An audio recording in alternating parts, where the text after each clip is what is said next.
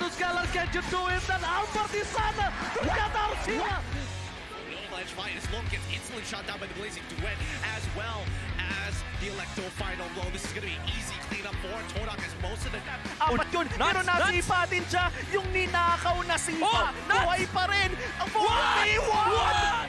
Backline already, and they're running for the lives, gunning it. David trying to drag the members of RG right underneath the turret. It's not enough though. Gray coming all the way, and he cleans it all the way up. Just nowhere for him to run. It's just... Kita ada satu body weapon di poin yang membuat pergerakan dari Mika itu lalu benar-benar slow. Rafanya sudah tumbang.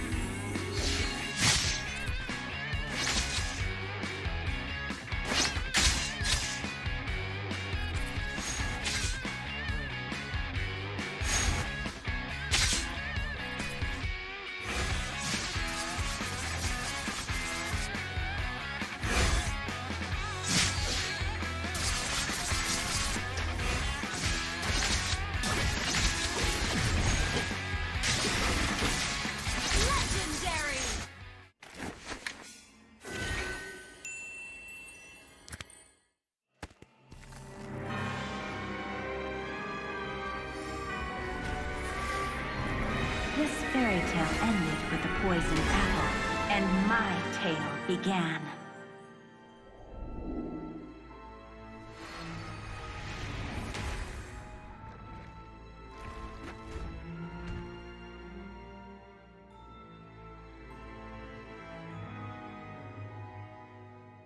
A princess in a tower is just a bird in a cage.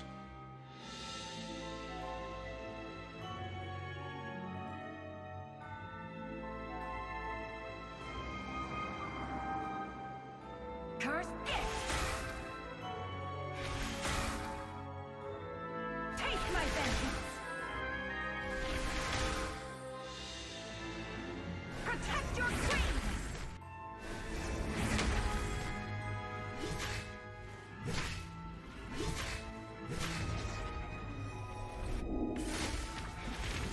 Kneel before your queen. It won't take long, I promise.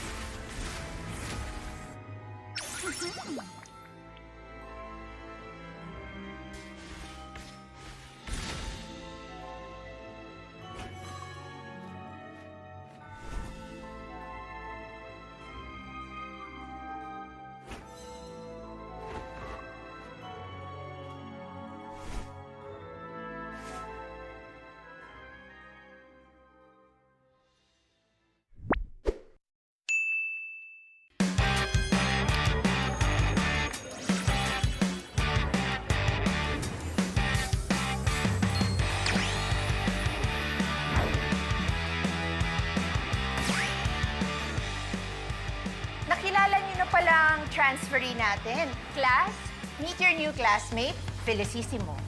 Moy na lang po. Lisa, guide mo muna si Moy ha as you adjust to our school. Thank you, Iha. Okay, everyone, bring out your social studies textbook. Nag-ML ka? Pero kakastart ko pa lang eh. Noob pa ako, tsaka newbie rin dito. Sus, school ML. Ako bahala sa'yo. Dali lang to. Road to Mythic agad tayo. Pakinggan mo ako.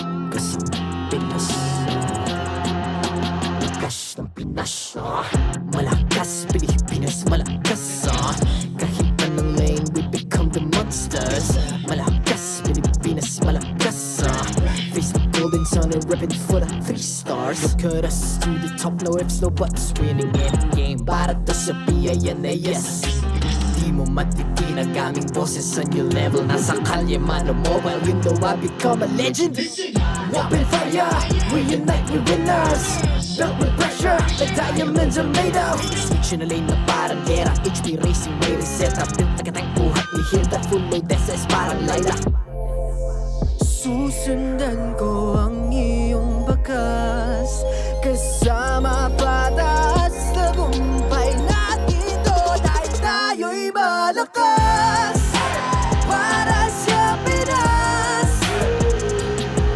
Nasa amin ang alas Hindi tuwa atras Kinikilala sa taas Kasi kami ang malakas Para sa Pinas Nasa amin ang alas Hindi tuwa atras Kinikilala sa taas Ganito kami sa Pinas Wow! Hold on Yeah, wala ka sa Pinas We are laging MVP No surrender, no retreat Pag nagsama-sama, just imagine what we can achieve Laging MVP No surrender, no retreat Giving 100 all my all Cause we just cannot be defeated We are unstoppable, immune and invulnerable Ready ang equipment, lahat frozen, malak crowd control Pakita ko na jab like Beast of the southeast Taas sa watawat, proud and loud Cause every enemy we devour Susundan ko ang iyong bakas Kasama patas Tagumpay natin doon ay tayo'y malakas Para sa Pinas Nasa amin ang alas Hindi tuwa atras Kinikilala sa taas Kasi kami ang malakas Para sa Pinas Nasa amin ang alas Hindi tuwa atras Kinikilala sa taas Ganito kami sa Pinas Wow!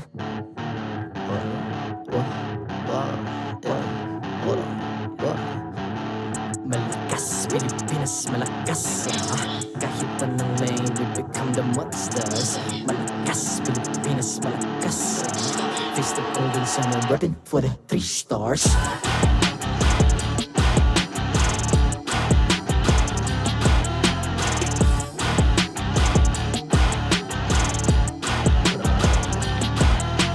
Ang lakas ng Pinas, we unite, be the stars Ang lakas ng Pinas, we unite, be the stars Ang lakas ng Pinas, we unite, be the stars Ang lakas ng Pinas, we the stars Ang lakas ng Pinas, we unite, we the stars Ang lakas ng Pinas, we unite, we the stars Ang lakas ng Pinas, we unite, we the stars Ang lakas ng Pinas, we the stars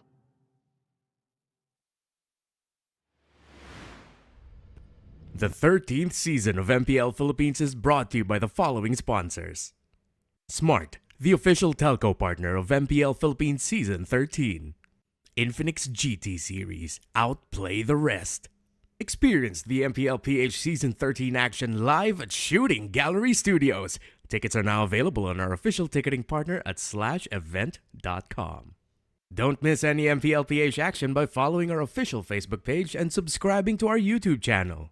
Follow MPL PH on TikTok as well for more content. And don't forget to like, follow, and subscribe to the official accounts of MDL Philippines. To ensure the equality and fairness of our games, MPL Philippines is also monitored and supervised by the Games and Amusements Board.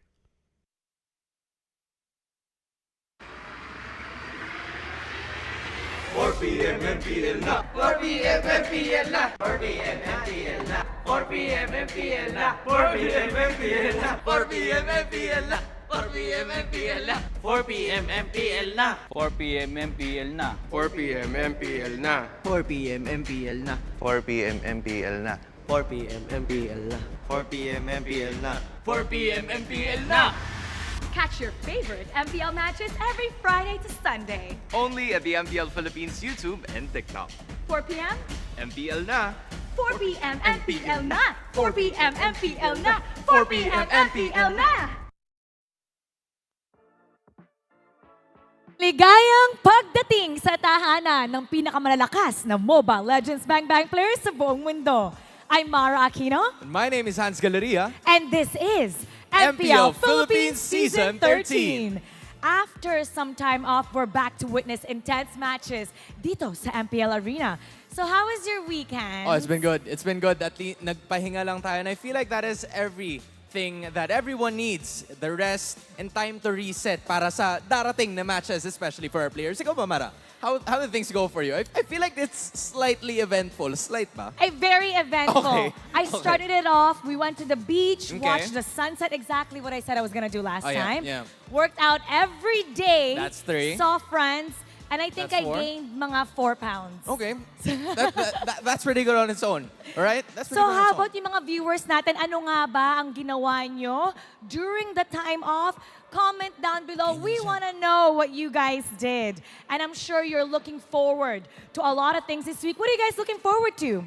And speaking of, how about let's do a recap of our Week 2 standings. Speaking of which, 2 undefeated teams ang maghaharap ngayong linggo. Because after 2 weeks ng ating regular season, there's Bren, our defending M5 and MPL champions, going up against Echo sa darating na Sabado. So that's something that they need to look out for. And after this week, however, isa sa kanila, sure na sure, magkakaroon ng talo dahil maghaharap ang M4 World Champion and M5 World Champion sa Sabado. Bukas na yan. Ang dami nating nakikitang changes sa ating standings and I'm sure there's gonna be a lot of changes sa darating na linggo. So make sure na panoorin nyo itong araw na ito and especially yung Week 3 because yung mga pagbabago ay makikita natin from here on out and especially the later portions. I wonder if that's how they expected Yeah. the first 2 weeks to be, kung ano yung nakita natin sa ating standings. I didn't. Pero meron akong hindi na-expect. Okay. Etong Gaiman Gladiators XP laner Fried Chicken Okay. stated that he finds MPL Philippines stale compared to Meaning? MPL Indonesia. Ano nga ba? Ano ba ibig sabihin nun? I mean, he basically called MPL Philippines boring, right? I've always enjoyed MPL ID more than MPL PH. I've always just gravitated more towards them. It's always been more entertaining. It gets a little stale sometimes. Gets a little stale. Stale. Even though tayo yung pinakamagaling. Okay, ilan ulit yung championship natin sa Oo M nga. series? So baka kasi nasanay na talagang ang galing-galing natin. I mean, Pero hindi ba dapat nandito siya nung last World Championship? Pero, talunin kasi nila. no? pero wala. Baka kasi boring din yung playstyle niya. Huwag kang ganyan. Huwag kang ganyan. You gotta calm down at that part, right? Pero this time, kung hindi sila medyo makakuha ng panalo, kayo, may chance kayong manalo Yes. ng 10K Diamonds dahil nakipag-partner ang MPL Philippines sa local animator natin na Hive.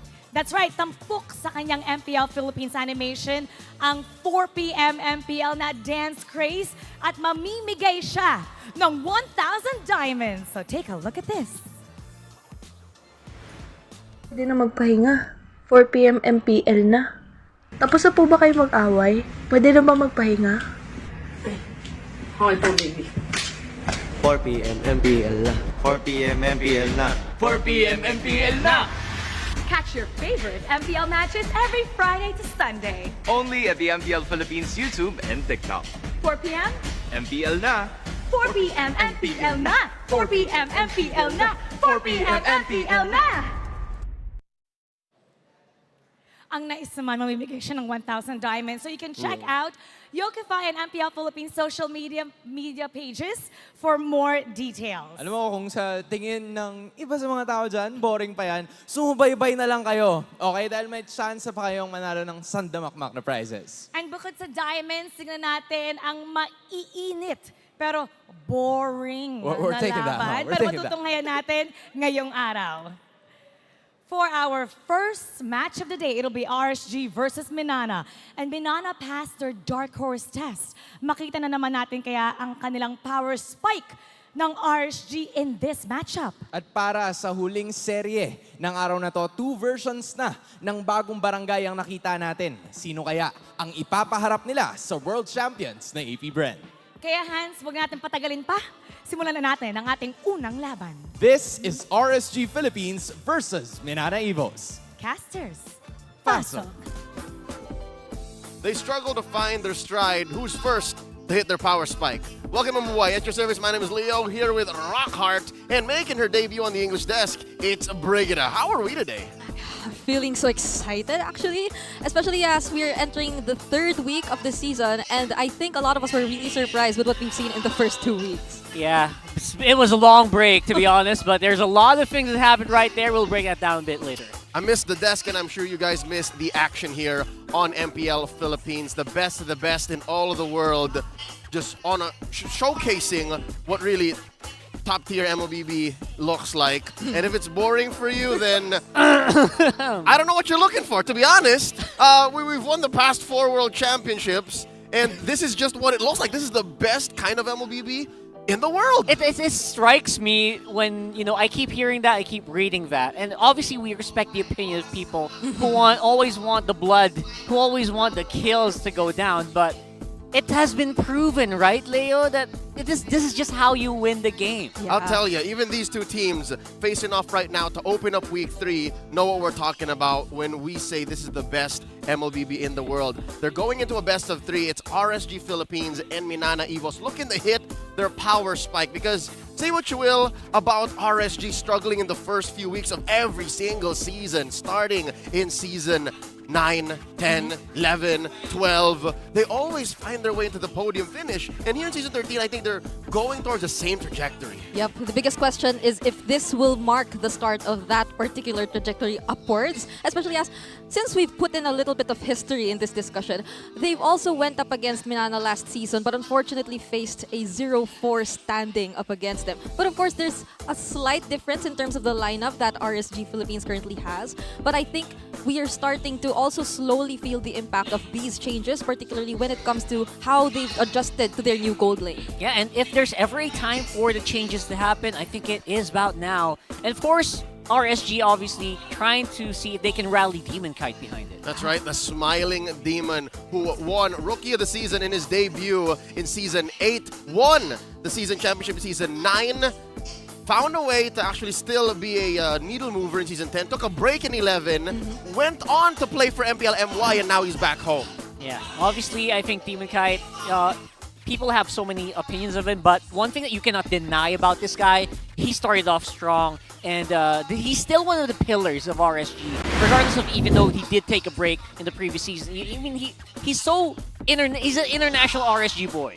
That's how good he is. If you see there the stats as compared to the average jungler, Demon Kite trumps them 3-5. Demon Kite is just that much better than the average. And I say that's true ever since his debut. So if you're looking at Minana Evos this time around, how do they hit their power spike? Because they've also shaken up their formula here going into Season 13. Yeah. It was something that was mentioned or was established in the past season, especially as I think a lot of us are familiar, or if not familiar, Minano, they were so close to reaching the playoffs last season. I think it was just 1 point, and it was a very emotional last match for them when they were unable to meet that particular or get that particular point. But it's also something that eventually was very rewarding for them, because it was after that match that we could all say they finally know their identity, or like this is the way they play, and they've carried it over to the season, which resulted in a very promising performance in the first few weeks. Let's see how they're looking like. But first, on to our marshals who will officiate the match. They ensure the fairness and integrity of our games. It's Chico, Jeff, Patrick, and Wilbert. I heard that Wilbert can actually fall asleep within 5 minutes. That's quick. Let's welcome our teams onto the stage.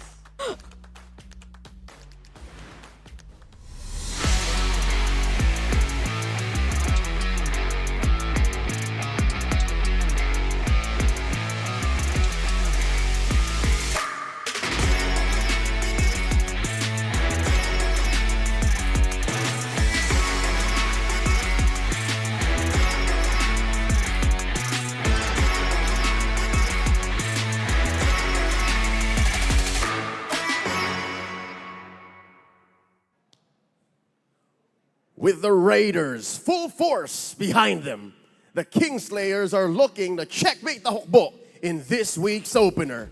Here to rise and slay, it's RSG Philippines!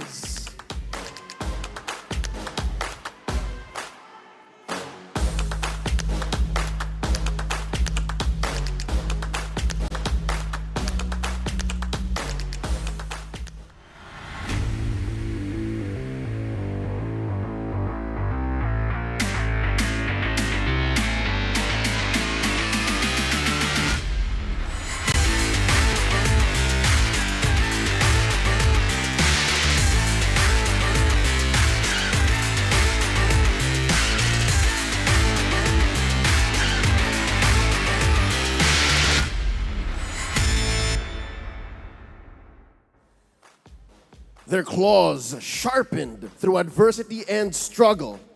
They are excellence inherited.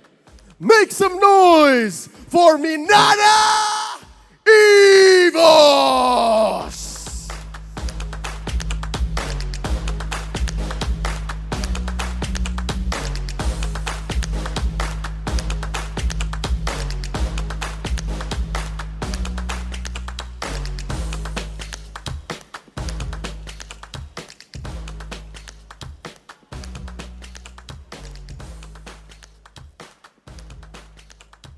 And their coaches, Coach Daliat and Coach Imba DJ.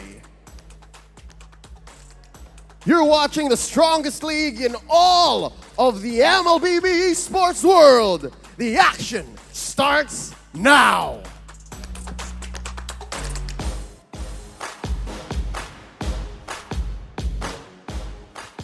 First up, let's talk about RSG Philippines. They're fielding a roster as close to RSG Prime. That's right. RSG Prime, obviously, you will remember this as the RSG Season 9 winning roster. And not much has changed here because they back here added again. We got some people who flew out and flew back in and then just basically forming RSG that we know and love. Technically, Kusei was part of that roster.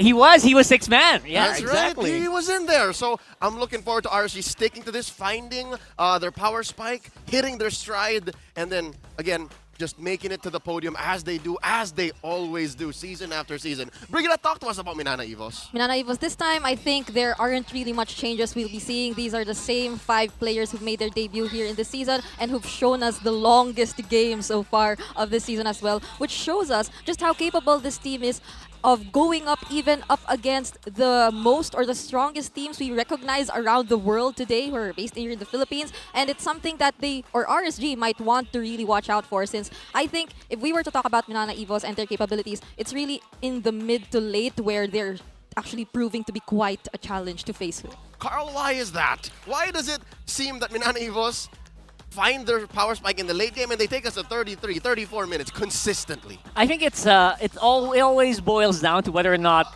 Kirk can find the final slashes that we look for. Kirk, definitely he is the Arlot main of this season, I think. Yeah. And they have been really tearing it up. But obviously Spider Miles still something that is always in the crosshair of these coaches' targets. Yeah, and adding up to what you mentioned, I think, or stats say that Minana hasn't won a game that Kirk wasn't on the R-Lot. Oh, no. So that's, I think that's something we need to see that Minana has to work on, because I think teams are also starting to know that they should be targeting these particular heroes against them. Steal it or deny it from him. And again, we have to address the elephant in the room, or the spider in the room. Miles is just a utility roam god. And that's all he's got. Is that all he's got? That's the question I have now. Oh, that's a good question. Again, these are things that you kind of expect a lot of players to kind of encounter, these issues where you have so much. You have a big pool, but all of them are support heroes. Like, I mean, obviously we're going to have to see if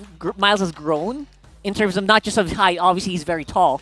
But whether or not he can adapt more heroes in this pool and maybe give the opposing team a harder time in the draft. Yeah, Miles Santos definitely is a tall gentleman. Last time I checked, he was like 6'4". Oh, wow. So you see here in their choice Super of heroes, Minotaur, Grok for light.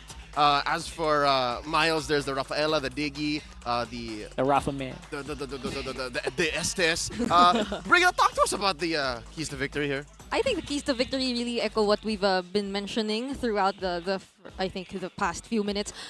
RSG, or I think RSG, they really have to respect the hero pool of what we've been discussing, Spider Miles here, which I think we've been frequently seeing when teams go up against Minana Evos. It's something that actually they get to capitalize on somehow because it's really Minana Evos' strength when Spider Miles gets a hold of those heroes. Whereas for Minana Evos, what they really have to do is, again, do also what previous teams have been able to do against RSG. It's really to deny Demon Kite of being able to get that jungle, to actually snowball, or even whenever he gets the assassins or whenever he gets the utility, just really target Kusei here on the gold lane and eventually avoid or prevent the rotations. And for both, capitalize on their power spikes. I think we've also mentioned it earlier. I feel like there's a contrast between RSG as well as Minana. RSG, it's very crucial for them to establish the early game, whereas Minana, they can wait for the mid to late game. Real quick, reminding everyone about MPL Philippines live stream viewer awards. They're available now. Come and watch the MPL matches on TikTok to join the goodie bag lottery and be one of our lucky winners. And they've made it so easy with this graphic, right? Go to TikTok, open TikTok, search for MPL Philippines, and then hit the live. Right there, at MPL PH_official. That's a live stream. And click on the top left corner to join the goodie bag lottery. And that's it, folks. Come on and enjoy the best MLBB action in the whole world and see what new tricks Minana Evos and RSGPH have brought to us. Alex here actually kind of pointed out where maybe RSG might shine if Minana Evos is clearly for the late game. Carl, I got to ask you, where might RSG pick their fights? What is it do they want to do? Early game, like let's say 5-10 minutes in, like even turtle-wise, do they want to be aggressive there? I think that's the reason why, you know, we brought it up so many times that Minana has been trying to get to the late game. That's where they really shine. I think you have to attack that early game and make sure that Kirk has a hard time roaming. And for the little god, please, someone shut down Lancey. Lancey has been one of the keys whenever he gets his hands on the Novaria. That has been one of the keys where they can prolong these games. Maybe shut down that mid lane, get an entry opening early on, and break them wide open. So if RSG wins the early, it's up to them to finish quick so that Minana Evos can't even think of the 20-minute mark. Yep, and I think RSG is a team that's capable of doing that simply because if we look at the average game time of these two teams, RSG is significantly lower than that of Minana. They often finish their games within 15 minutes. So they're a team that if they get hold of the early game, they can really capitalize and take advantage of it. Whereas if they don't, it's hard for them to actually bounce back and regain that momentum that they've lost. All right, here we go.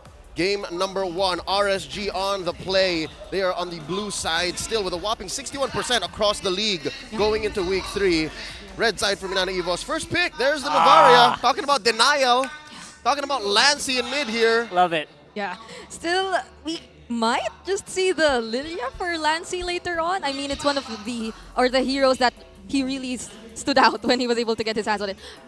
Recently, when they were not able to get the Lilia for Lancey, when it was up against Onyx, Onyx used that Lilia against them and they lost 0-2, so they really might want to get hold of their comfort picks. But speaking of comfort picks, I think they will definitely secure this R-lot now it's open. There it is. So obviously they don't need to get the Lilia right away. They have some leeway to do that, maybe on third pick here. But yeah, you're absolutely correct. If it doesn't get picked up here, there's a good chance it'll also get banned.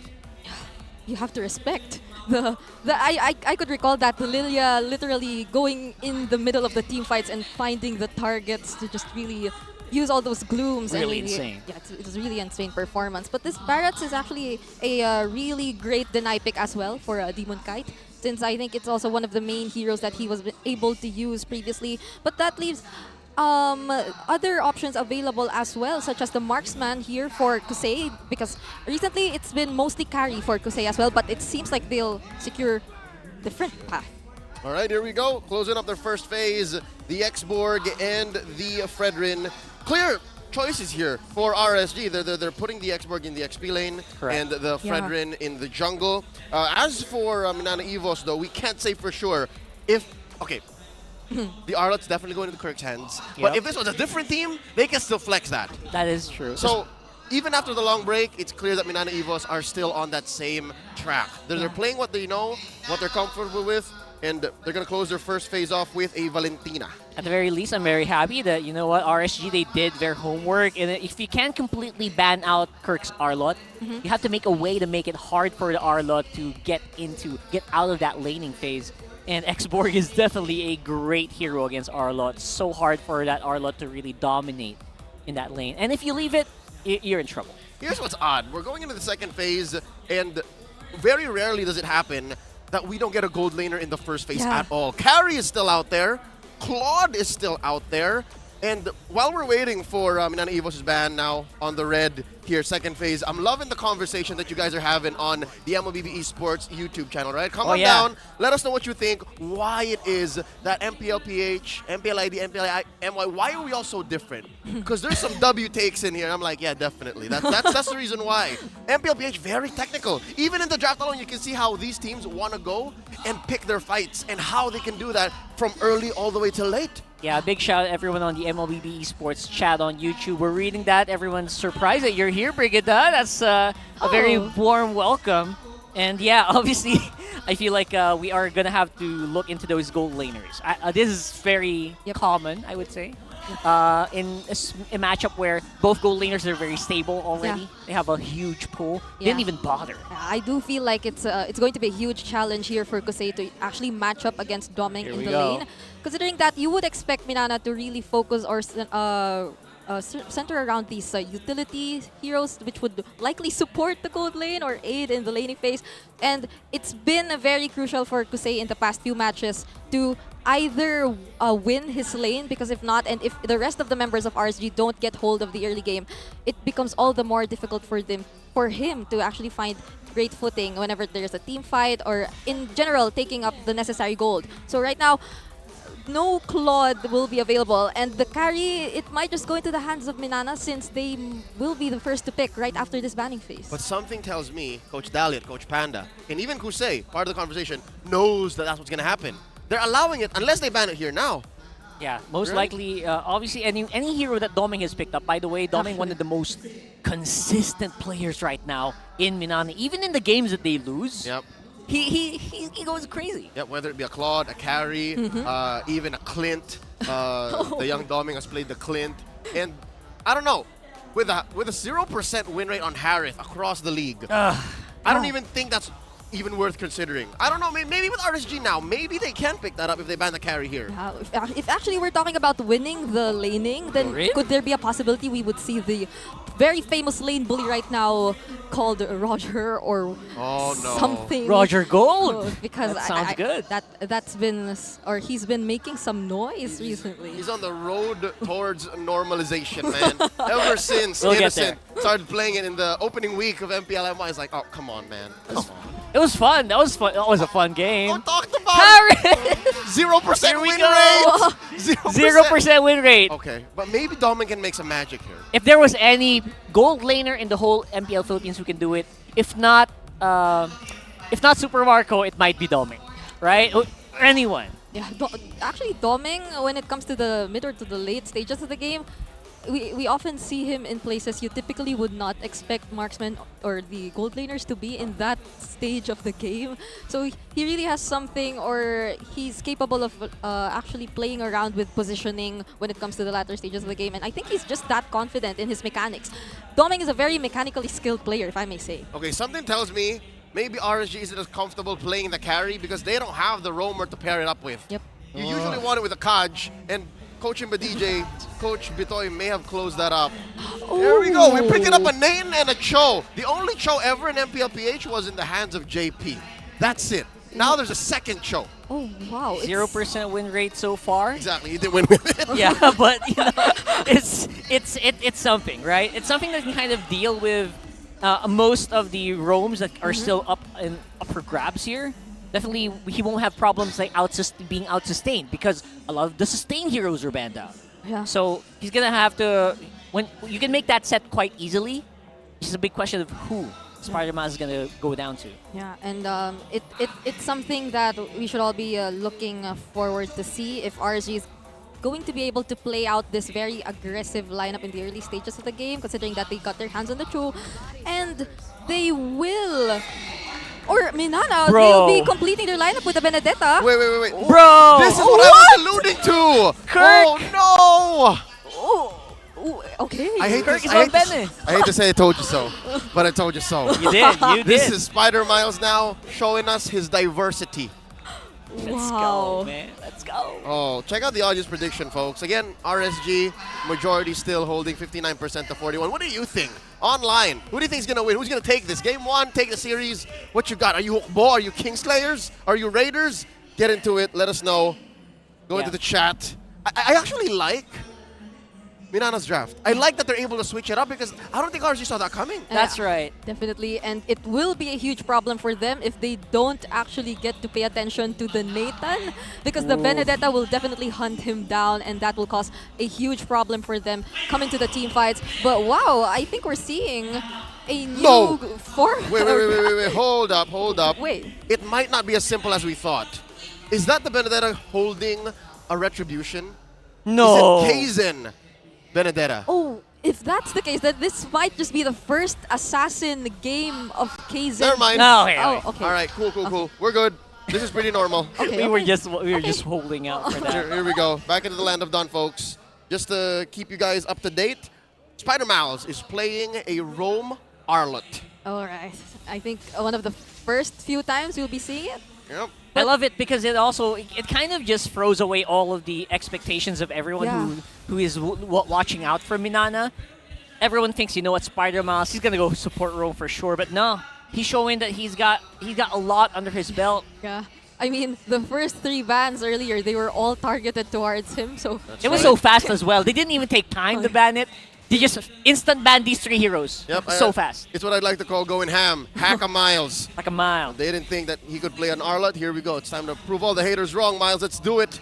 Early rotations see us both junglers clearing their waves. Light giving Spider Mouse here a bit of something to think about. Yeah. DK hitting 4 already. This is maybe 2 seconds behind Kaizen. There you go. yeah, I think a lot of or RSG in this kind of composition.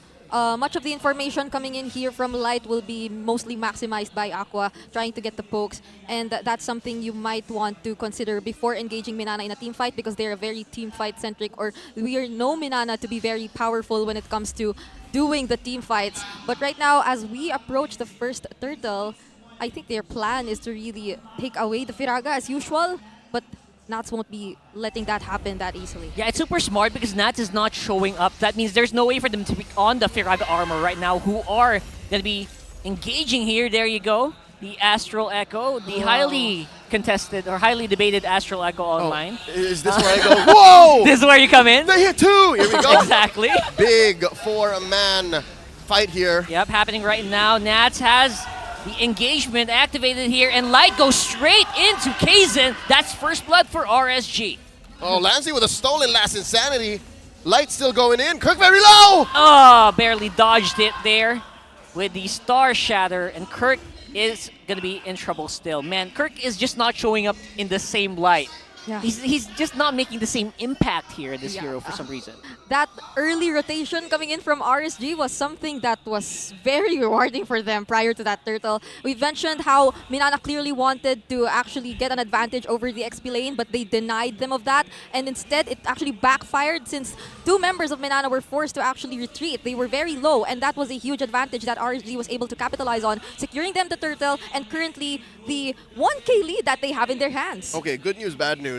RSG has a great box. They're They able do. to take fights and deny fights, as you mentioned, Alex.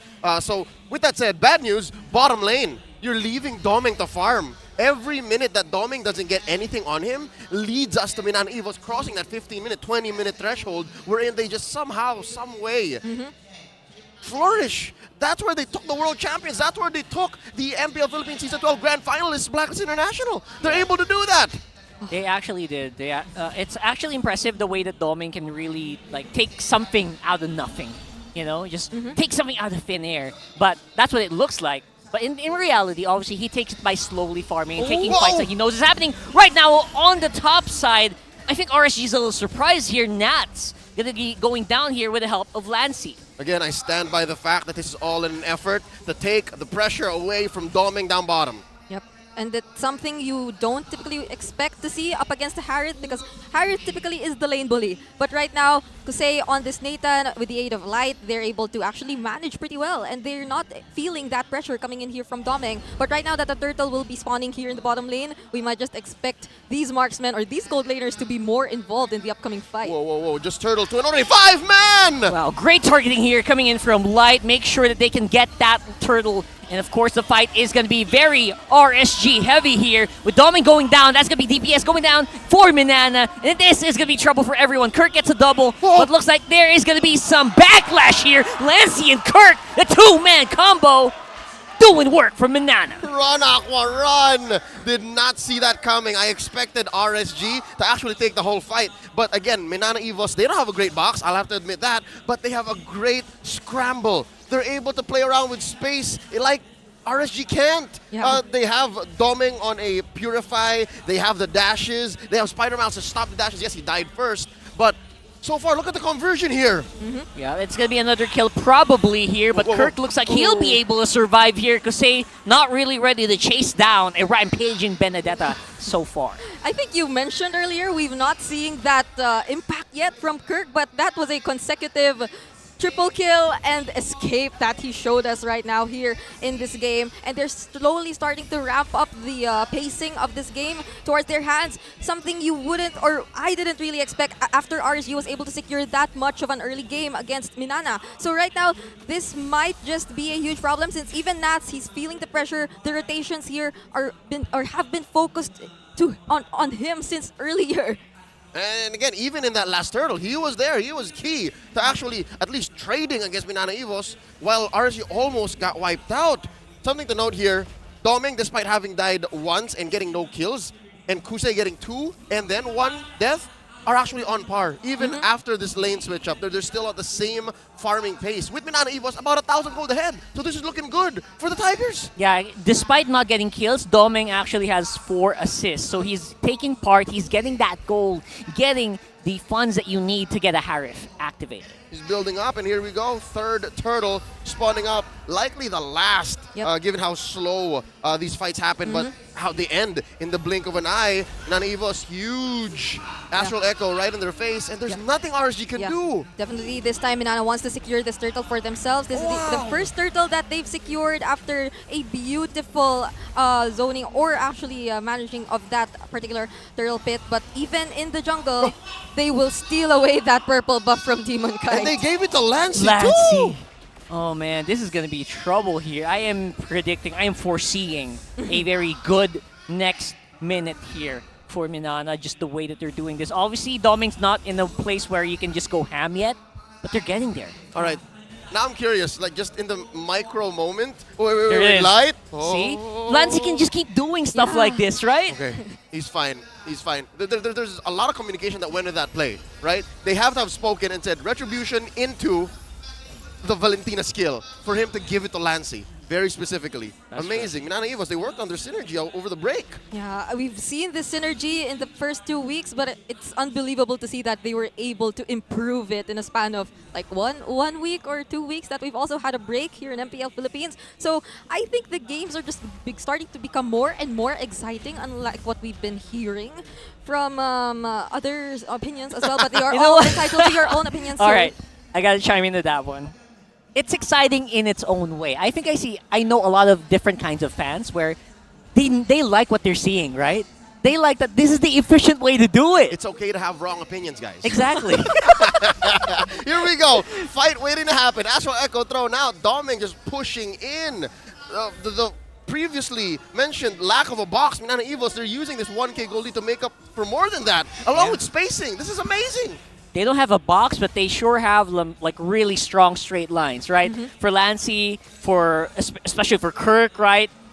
Straight up into the Electo Final Blow. That's a straight line that he's capitalizing to get these hits. Yep, and I think we are starting to see the impact or the effect of having this kind of very high mobility lineup in the hands of Minana up against RSG. Apart from the fact that we know them to be a team who can really handle team fights very well, it seems like they know from the start or whenever there's going to be a fight, they're already positioned themselves where they need to be, especially when it comes to where Kirk goes. But right now, RSG, they might want to contest. Man, Light, very beautiful pick off there. Obviously, Spider Miles gonna be removed. No final slash available right now. Here comes the explosions coming in from RSG, but they seem to be hesitating, Leo. I'm not sure why. It's not a matter of hesitation. It's just both lineups lack either the space or the zone, and in this case, the player for them to actually lean in hard to the fight. This is discipline coming in from Minana, Evos, and RSG. Both of them allow the Lord to reset, and both of them jockey for position once more. Minana, Evos waited for Spider Mouse to respawn, and RSG are waiting for the waves to hit equilibrium, and then once more find the perfect hit with Aqua starting off with the Astral Echo. And again, guys, real quick, that's why we react so wildly to huge Astral Echoes, just because it breaks your opponent's positioning. They can't get into a position wherein they can win the fight. That's why it's so important. And I think the surprise setups coming in from Light actually deal a great impact when it comes to catching Minana off guard. Unlike what we mentioned earlier, that they're able to really prepare themselves for each and every fight, that was something that did not happen in that fight where RSG was able to engage first. But this time around, it seems like Minana is slowly taking control again of this Lord Pit, and they do not want RSG to get the upper hand. But look at Doming. He is also positioned very well in this fight. Conceal. A very snappy engages available here for Minana. Spider Mouse is on Conceal, but will be spotted out by the Astral Echo. See, that's really, really big. And now it's Spider Mouse going down, though, because of the pressure, because of the energy eruption as well. Demon Kite and Last and Sadly with Nats. Make sure that Kaizen is going to be in trouble. He can't get in close reach to retreat, but it's going to be an RSG fight, or will it? Look at Doming. Oh no, Doming. He lost his way there. It was a huge mountain chasing him. And Lights, the disengage from RSG is so good. There was no one available for Doming to take. It was a surprise. I mean, they were all positioned so well, and Minana, they seemed to like get hold of that situation. But for some reason, we see how Nats was really able to time that last Insanity also very well. Shockingly well, yeah. And when Kusei, or when Doming rather, decided to engage, I feel like it was a minute too late, or they were already too scattered all around that Lord Pit, and they weren't really able to work together, unlike what we really expect Minana to do whenever there are team fights. Long and short of it, Minana Evos took a little while longer. RSG got into position so much faster, made the most of that 3-man Astral Echo. They know that whoever's in front of us now is who's ready to fight. Whoever else is joining from the flanks, we can kill whoever we have in our sight now, and that's what happened. It became a 2 for none. It was a little shocking how Minana were looking for these targets, and then they suddenly realized, you know what, Doming's here. Yeah. So after that, what's he gonna do, right? So RSG, they looked into it. Yeah. They noticed that, you know what, Minana's not taking these Lord fights right away. They're taking the fights after it. And that's why vision is so important, ladies and gentlemen. Look at Minana Evos. For them to be able to check into a bush, they got to do it the old-fashioned way. They got to send someone there, throw a skill, or maybe in the case of Kirk, dash in their sword intent, hope for an eye if someone is in there ready with their skills, and then get out. That's how they do it. Yeah. RSG, they have the Astral Echo. That's the biggest difference we're seeing in the compositions of both of these teams.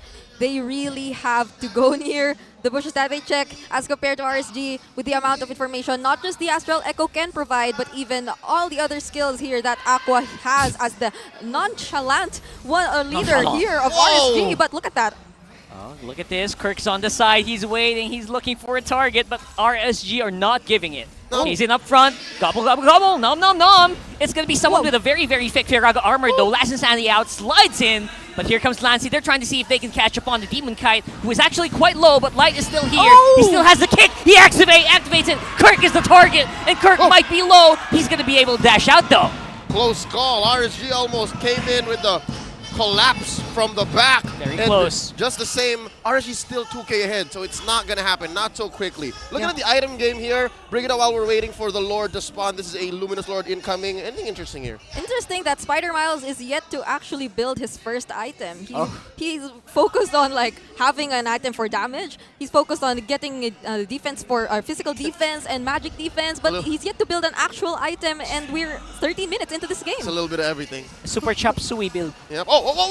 Nice. That's a beautiful engage here, but at the end, it is going to be Nats, who still has that Firaga armor. He's still going to be able to get out And here comes Kirk. Maybe he can do something, but no, with Light very close by, he says, no way, Jose, I'm not going into that one. It's really interesting to see how RSG, they're slowly starting to anticipate the surprises from Kirk very well. Like, we don't see him getting those very impactful Electo final blows anymore whenever there's a team fight, unlike like earlier when he got that triple kill. And right now, that might just be a problem for them, since it seems like this time it's RSG's getting a better hold of how they're doing the team fights. Oh, man. Oh, my goodness. They went straight for Doming and RSG. That was a very stonks pickup for them if I've ever seen one. That was a two-man hit squad. Now, Lassie trouble. He's in trouble. Nat's trying to see if he can bait out multiple members of Minana, which he is doing. Kirk's Spider Miles low, and it's gonna be a disaster of a show. Minana just taking bodies on the floor.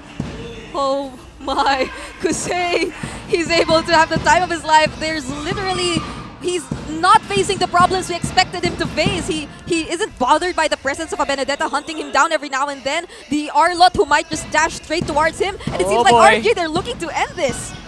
Seem to be very happy to go for it. That's going to be Purified denying that kick, but it doesn't matter anymore. 1v4, 1v5 is not something that Domin can do right now. It's 1-0 for RSG. A deterministic and full of conviction push in by the Kingslayers.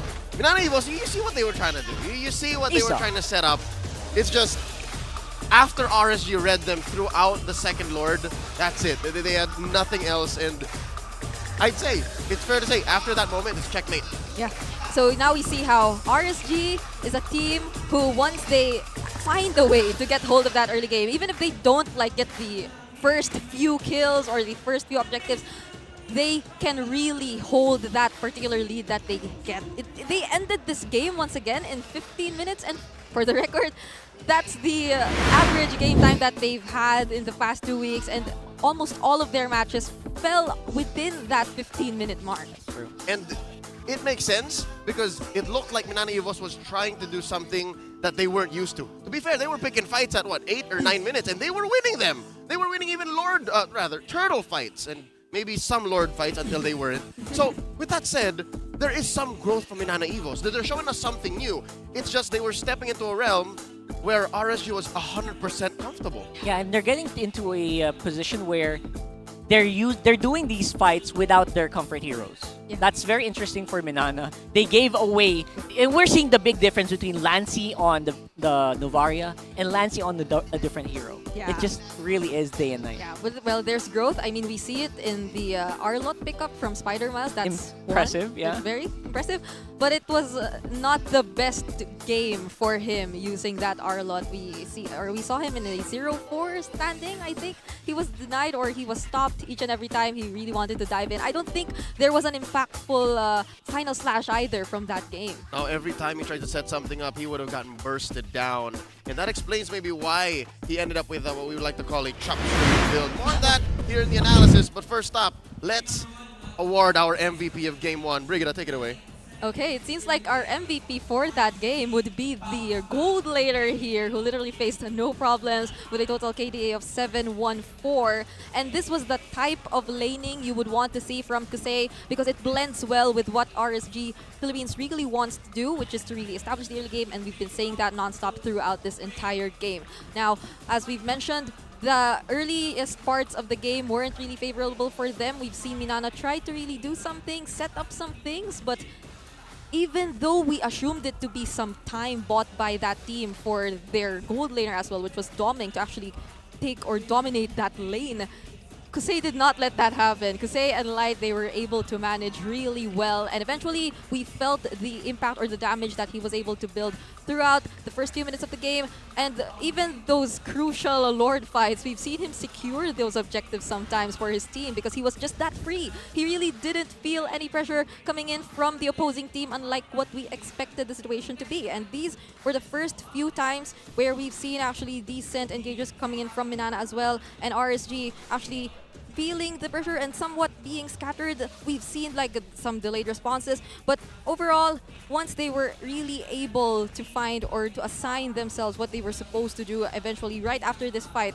which I think was the best situation or best team fight, which went in favor of Minana, not the same situation never happened again. This was one of the, I think, a minute too late situations we've been talking about earlier as well. And there was, I feel like, a huge disconnection or miscommunication that happened between Minana because they were in a very beautiful positions prior to that fight, but they were just not able to coordinate it well enough to win and take advantage of it. And once RSG, they were really able to see or to actually open that opportunity towards ending that game. They did not prolong it any longer. And given just how well farmed Kusei was already at that point of the game, they were confident that they were just literally able to end that game without anything in mind, especially as even though the death timers were very low, they really weren't able, or no other member of Minana was able to defend it anymore. And now, looking at the emblems, very standard emblems combinations we're seeing from all of these teams. RSG here really focused as well on the sustain and being tanky. So we've seen even Kirk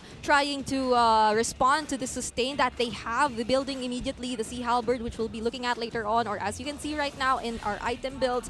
But one thing to point out as well is the build we see here from Spider Miles, not being able to secure or to establish a full item, even though we were already 15 minutes into the game. It was understandable he wanted to build like, or to have at least the early game damage and the Fury Hammer and some answers to the pressure, the damage coming in from the very well-rounded lineup here of RSG, who invested pretty well both in magic and physical damage. But then it was not enough to actually answer or to provide, since he found it really hard to engage. The problem was not really on the damage in the early stages of the game, but on how they were able to execute their skills and layer them up pretty well. There was always an immediate answer, if not to Kirk, to Spider Miles whenever he was looking for the engages, as mentioned earlier. And there was a huge difference as well in terms of like how we are able to see the impact of these XP laners we've been talking about. Again, we pretty much expected the damage to come from Kirk to hunt down the damage dealers here for RSG. But Nats, on the other hand, he did the exact opposite. He went for the front and he was literally there to absorb and to take on all the damage as well from the other members of Minana. And he did pretty well in actually trying to hold on everything. He was the sandbag here, taking up a total of 108,236 damage, and he was also able to deal out the most damage against the members of Minana who were in the front, particularly Kaizen here, who I feel was the biggest receiver of all that, or of all the flamethrowers that he threw in that entire time. And interestingly here, we've mentioned in the first few minutes of the game that RSG might just really capitalize on the vision, and it did not immediately come here from Aqua, but also from Light. So we see Light roaming around the map almost in every part of the map and providing the necessary information here so Aqua could also hit the necessary targets. And all those in total came together, or they really worked together pretty well. Like the vision coming in from Aqua, the information coming in here from Light, and the other members of RSG, they just really showed us how it was to pull off a great team fight. I think it's not just a matter of RSG doing the right thing, because Minana Evos actually presented a threat. They just exactly knew how to answer that threat, and I'd like to think maybe going into game 2,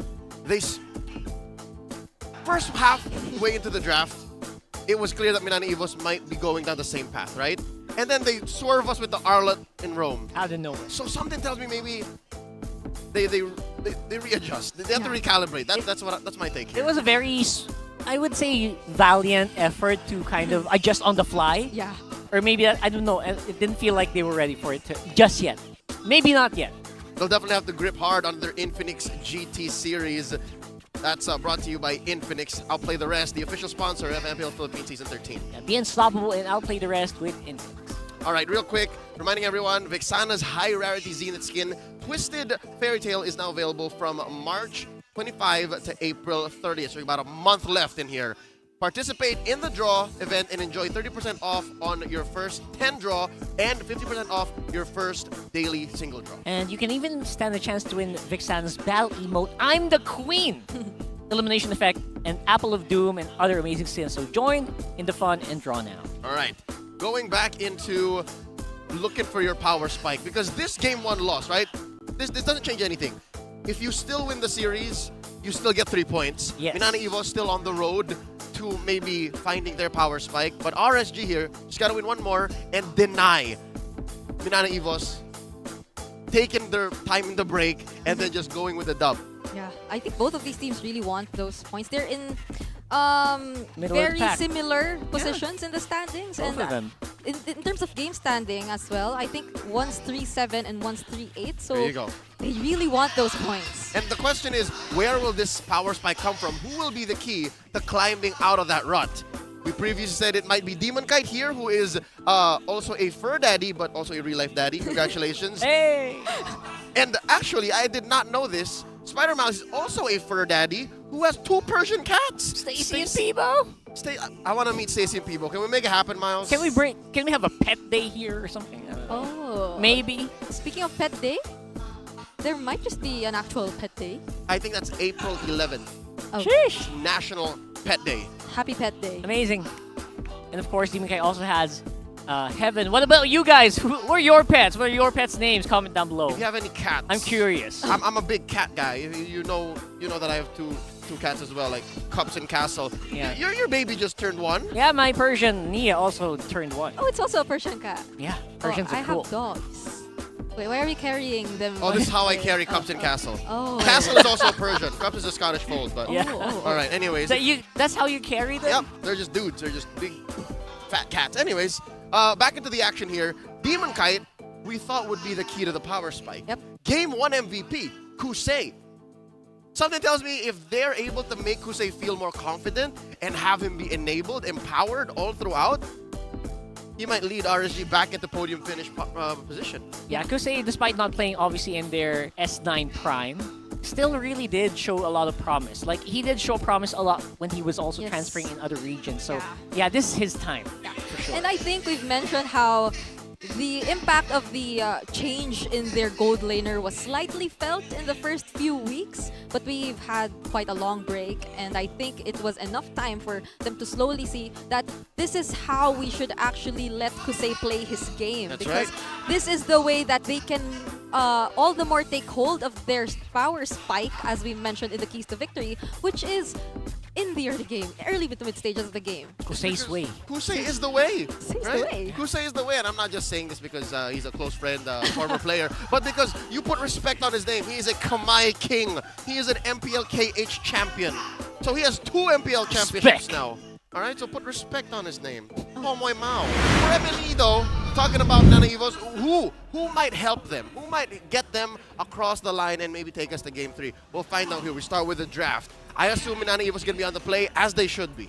Oh, okay. So here we go. I think one of the biggest things that they maybe can take note of is, you threw 2 people out of their comforts. Number 1, Spider Miles back on a huge engage support. Maybe reel him back in. Yep. Or maybe just put Kirk back on the Arlot.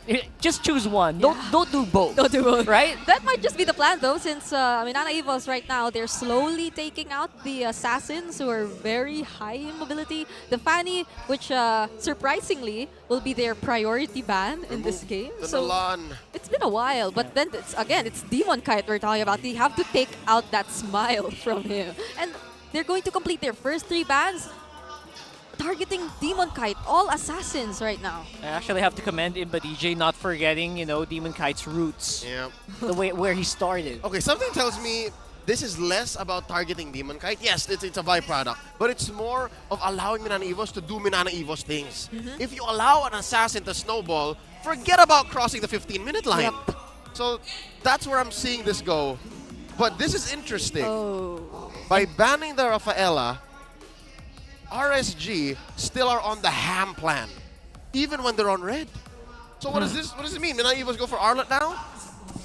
The Arlot might not be the answer, since earlier Matilda, Angela, and Minotaur were banned. So right now that it's been available for Spider Miles, I think they decide to prioritize this. Again, going back to the idea that they might want to play around their comfort picks, since that's what worked best for them in the past few weeks. Correct. So working on that one, they secure obviously a huge setter hero, and they also can, if ever you pick an Arlot here, it actually works very well. It combos very well with the Minotaur. Yeah. I'm not sure if RSG is willing to take that maybe Nats in the Nats' hands or Light, but more likely Nats. Yeah, It's they might. doable. It's doable. All right, here we Either go. way, they take Arlott and Fredrin picked up by RSG. Check it out, top 3 players, all gold laners. We still have yet to see what Doming picks here in game number 2. Doming is actually number 1 with 34 so far. Most kills. Alongside the Filipino sniper Oheb and M5 world champion Super Marco. Yeah, so you know they're really in it for the action. Yep, something to note, again, how the stats are skewed against Marco is because they've actually all won sweeps. So that's why he has less kills, less reps. And quick games. There you Yeah, go. exactly. Whereas Minana, super long games. Take it all the way. Tail. Every single time. Here we go. Closing up the second phase. Okay, are we going to recalibrate and slightly realign back into the normal in the meta and get a gold laner now? That's like a They good might- idea. well, they won't. So we've been talking about comfort picks, and I feel like it's the theme for their first 3 picks because for Spider Miles, he gets hold of the Minotaur, Kaizen, the Barats, and Lancy. Where's the Nova? I was actually waiting for Where's it. the Novaria? Where's the though? Novaria? So they just want to lean hard into these fights? It seems like the early game is something they really want to contest, and at the same time, I feel like Lancy might just be more confident in playing the Lilia as compared to the Novaria. Yeah. I mean, you can also hunt for the Novaria while using the Lilia. But Well, then, you know what? You were talking about making a box. This is one of the most crazy boxes we've ever seen, yeah. right? You have an exploding Minotaur and Kaizen who's willing to take anybody and then just glooms everywhere. Yeah, no. That's a great box. You populate the box. It's a hurt box. Fill it up. It's a hurt box of magic. So now RSG have to respect that. Weirdly enough, the cores are off the picture. We don't know where the main damage source for both teams are going to come from. The killers going into second phase. Yeah. There's one. There's the Claude. So surprisingly, for this series at least, we're not really seeing the gold laners being prioritized. So they're left to be picked in the second phase of the draft, and they're slowly steering away from what we typically expect, such as the carry, such as the Claude or the Bruno. We've seen, like for the first game, it was a Harith and a Nathan for these 2 teams. Which is weird because now in the metagame, maybe more than ever in the past 2 or 3 years, again, in modern MLB esports history, Gold Lane is actually cracked wide open. Besides the carry, Claude, Bruno, and Brody, which are, I'd say, top 4 heroes right now, you still have the Clint, Harriet, Beatrix, Nathan, Ruby, Freya, Layla in gold. And now even Masha might be making a run for it. I love that you kind of slowly, sneak the Freya right there. Even Roger, yeah. Even Roger, I didn't mention, but yes, yes. Freya, bro. Well, I mean, even for the Fredrin, the Masha might just be a very huge threat since the recent adjustments made on this hero make her capable of even shredding down the tankiest heroes like Fredrin. And they definitely would not want that ultimate coming in from Masha. She feels like she might have been overtuned because every time an now just in case y'all don't know, right? Every time she loses an HP bar, she becomes CC immune and immune from 1 bit of damage after. One bit. What? It's basically a stop click for those of y'all who play hero clicks, like a tabletop games. Like 1 hit, that's it, I'm free. It's like a Firaga armor pop. Yeah. So it's like she'll just get that.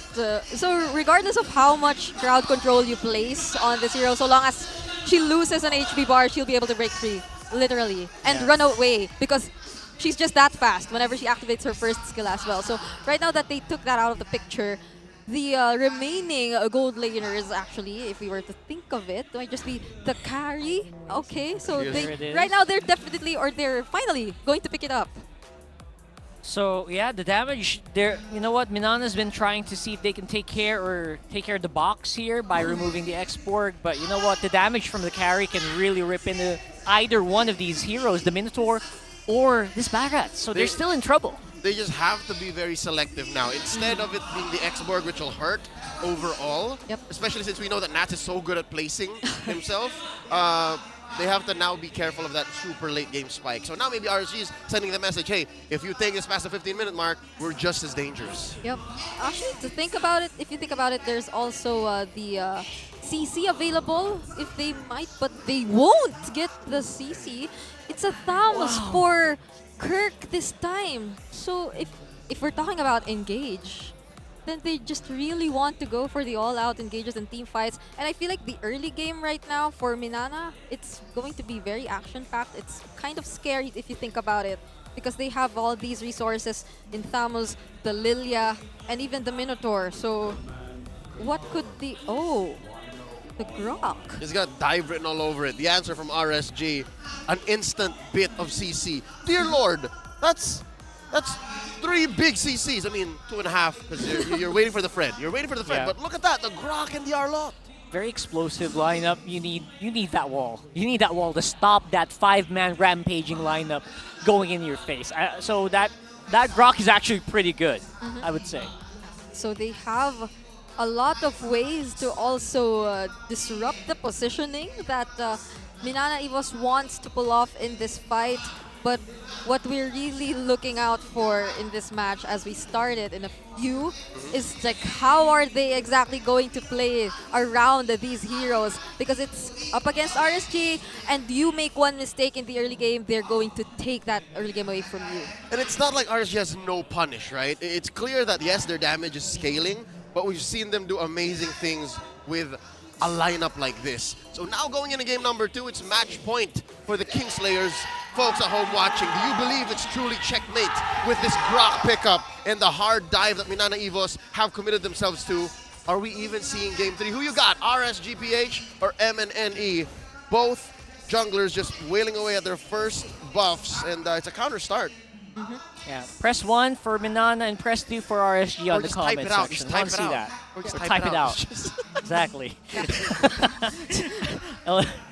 It's so interesting because right now, obviously, Minana's going back to doming on a Hive. So I think they really practiced something on the on the break here. They really want to do something with this Harith in the hands of doming, but the early to Wanderer as well and the rotations, instead they're coming in from Minana. I'd expect that RSG with the Grok in their hands would be able to like clear waves faster and rotate faster together with the Novaria, but we're not seeing that situation. It seems like Spider Miles, he's just staying beside Light whenever he goes somewhere in this map. All right. Looking at just the potential macro, right? Look at how easy RSG is crossing into Minana Evos' territory, into the jungle, even before the turtle spawns. I'm worried about Kirk. This is one of the few times that Kirk actually has no CC. Very rare time, and we'll also see Lancey, who does not have the black shoes yet. Just dodging out of there, and of course making sure that Aqua doesn't hit him with that Star Shatter. Okay, so somehow, even if Minana Evos was able to take the early rotations here, it didn't really benefit them. Super risky right now for Minana. Oh boy! You saw it coming. We all saw it coming. First blood for RSG. Already a man down, Minana Evos. This is going to be a difficult turtle take for them as RSG make a beeline. Hazen being poked here, and even Lancey. Oh no! He will be taken out.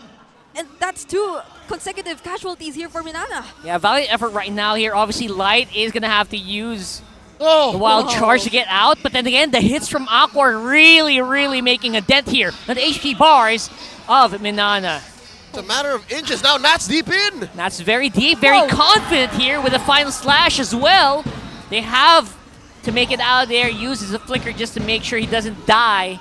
And this is basically RSG capitalizing on Minana's lack of early game damage. Wow! Almost attempted the purple steal too, but Lancey says no, no, no. No, no, no. No, they... That's a sound effect, right? No, no, no. That was me. That was you? Oh, that was I thought that was in-game. Oh my goodness. Alex, look at the items. Oh my... But I also thought it was in-game. But right now, we're seeing a slightly different, or actually it's not that different. They're RSG right now, they're really being aggressive as well, focusing on getting those early damages here. We've seen several Fury Hammers as well, and you definitely would want to control or actually hold on to this lead that you already have if you were this team. But knowing RSG, they definitely will be able to pull that off. I mean, look at them now. They're being extra careful as well. They're not overextending anymore when they know that they have to resume and farm for a bit. I feel like we will be expecting them to show up later on once we are anticipating the next turtle. But before that... Oh boy, this top lane is becoming such a huge focus here for RSG with one more kill. And basically, RSG taking down Kirk with ease. Kaizen can only watch, basically, and everyone's screaming in the arena. I don't know why. All right. But it's because it's Nats Entertainment. It's Nats time. Oh, we're back to that He's era. going Nats. Right. He scored 3 of the major categories from game 1. And now he's here. He's feeling himself. Actually, everyone's very excited to see Nats back at it again. So we recall how RSG is in a completely different form whenever Nats is activated or whenever he gets to perform the way he's been performing, especially during their prime. So right now, we're seeing them, once again, they might just take on or really control this turtle pit. Here we go. Watch the wall. Check light. He's able to turn things around just like this. Turtle out a 5th of its health. Astral Echo! And there you go. A flicker in straight into a wild charge, but it will still be a Minana turtle. And the follow-up team fight actually is favoring Minana quite heavily. Whoa. Aqua not really hitting the damage that you need. Demon Kite gonna fall here, but Kirk as well gonna be the answer by RSG. Those were some beautifully timed knockoffs coming in from Spider Miles, canceling even the Appraiser's Wrath and a lot of supposed crowd control skills coming in from RSG. So that was clearly a moment for Minana to actually take control of the game and eventually secure the turtle for themselves. Not just, I guess, even Kaizen. The fact that he held on with just that little bit of health, holding out and saying, you know what, we're committed to taking the turtle. Let's even the odds here. Make sure that the boat don't come in, feel disappointed. We might even lose a 2-0. If anything, it's a close game. We might even see game 3 here now, given how Minana was fighting back. Nothing too crazy right now, but of course, that's a lot of resources, ultimates being used by RSG to see if they can take down Doming. This might be an opportunity for Minana to clap back here with Spider Miles having the Minoan Fury ready. Right now, they know that there's no wild charge anymore in the hands of Light, but it seems like they won't be looking for the fights. In the meantime, there's a level gap already existing between these two XP leaders. There's so much action which happened in the top lane, but right now it might just be the time for us to focus a bit on the bottom lane. It seems like the gold in the hands of Kusei is slowly actually piling up, so he might just be a huge threat if lit this way afterwards. I'd give him maybe 3 more minutes. Going into Lord territory. Once we're in Lord territory and it's the same story and Kusei isn't even given any bit of pressure, then Minana Evos is in trouble. But as it is, they've closed the gap, down about 200 gold, and it looks like they're actually jockeying for position for this next turtle, 10 seconds away. This is actually looking 50-50. Yeah, I think Minana Evos is feeling confident because they found a way to deal with Aqua. You know, the way that they deal with the Navaria, just play straight close to the face. Yep. The Navaria can't really do that much with that range. That's at range. Even Light, they know how to stop Light. They're True able though. to then a big knock-up and then close the gap. Oh wait, huge Astral Echo. Wow. No secrets here.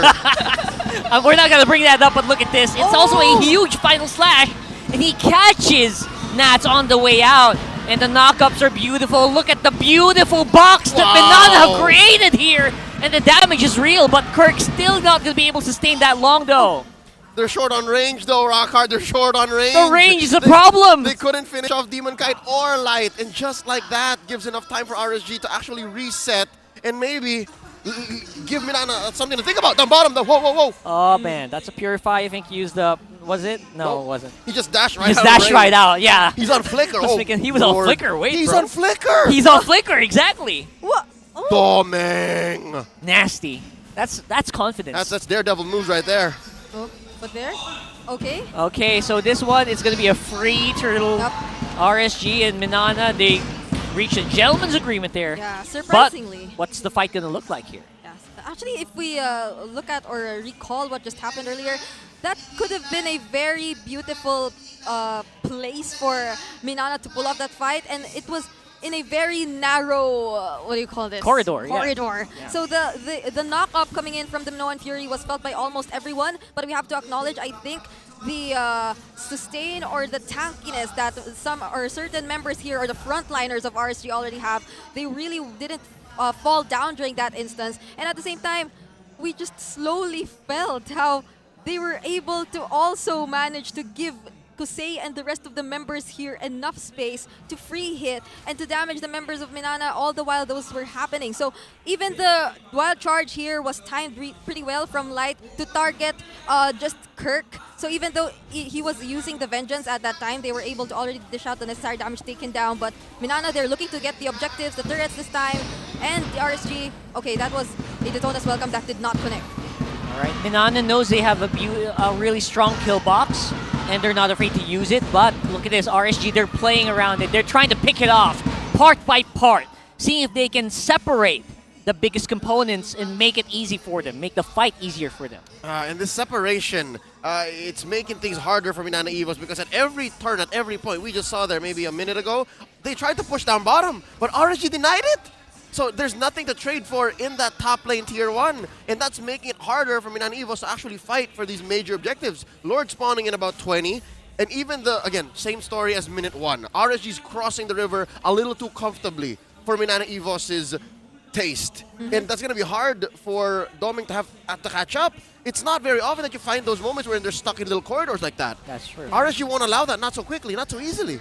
Yeah, and even for the frontliners here of Minana who actually want to slightly show themselves to RSG, they will immediately get poked here, and they are starting to feel how they won't be hesitating or be thinking twice whenever they see someone who they can target. But right now, it's Light currently hiding, will be scouted here by KZen, but RSG, they're also all together and ready, but the reset will happen once again. Look at the long lane management here. RSG are constantly checking in on that. And yes, they're allowing Minana Evos to now take some space up, but Demon Kite is always taking that top flank. So it's allowing for them to actually still control, not just vision, not just space, but even how hard or how deep you're going into committing. Yeah, super crucial what that we saw there as well. We saw Doming use the flicker. That's huge. Because of the roam. Because of the conceal. And there you go, the flicker that we're seeing. The wild charge is insane from Light. But he might have to pay for it with his life, though. Oh my. That's Fight's still ongoing. And look at that. Nats actually used up quite a lot to get behind enemy lines. And Kirk, he's starting to get tankier compared to earlier. It's expensive, but it's worth it. A roamer for a gold laner. Very worth. He read into it. And dear Lord.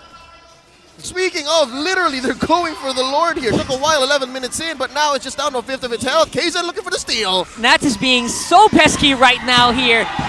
While Minana are trying to get into retribution range, and now the fight might actually favor them instead.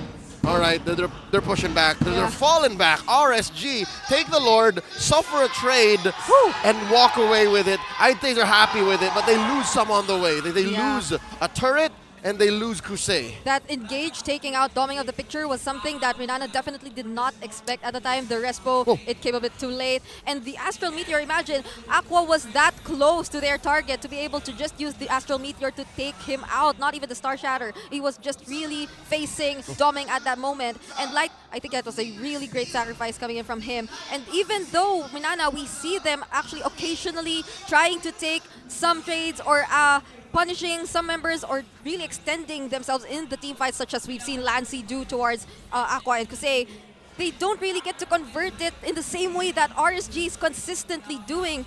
We are seeing the outer turret slowly being taken down here by RSG.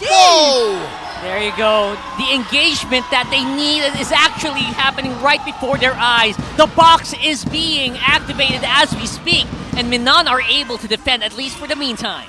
And they're able to go 1 for 1, 2 for 1 now. Kirk's fallen, and with that, RSG are happy with what they got. They took a tier 2 up top, and Minana Evos are left reeling. It's not an easy go. Minana Evos still in this. 3K ahead for RSG, and they're going for more.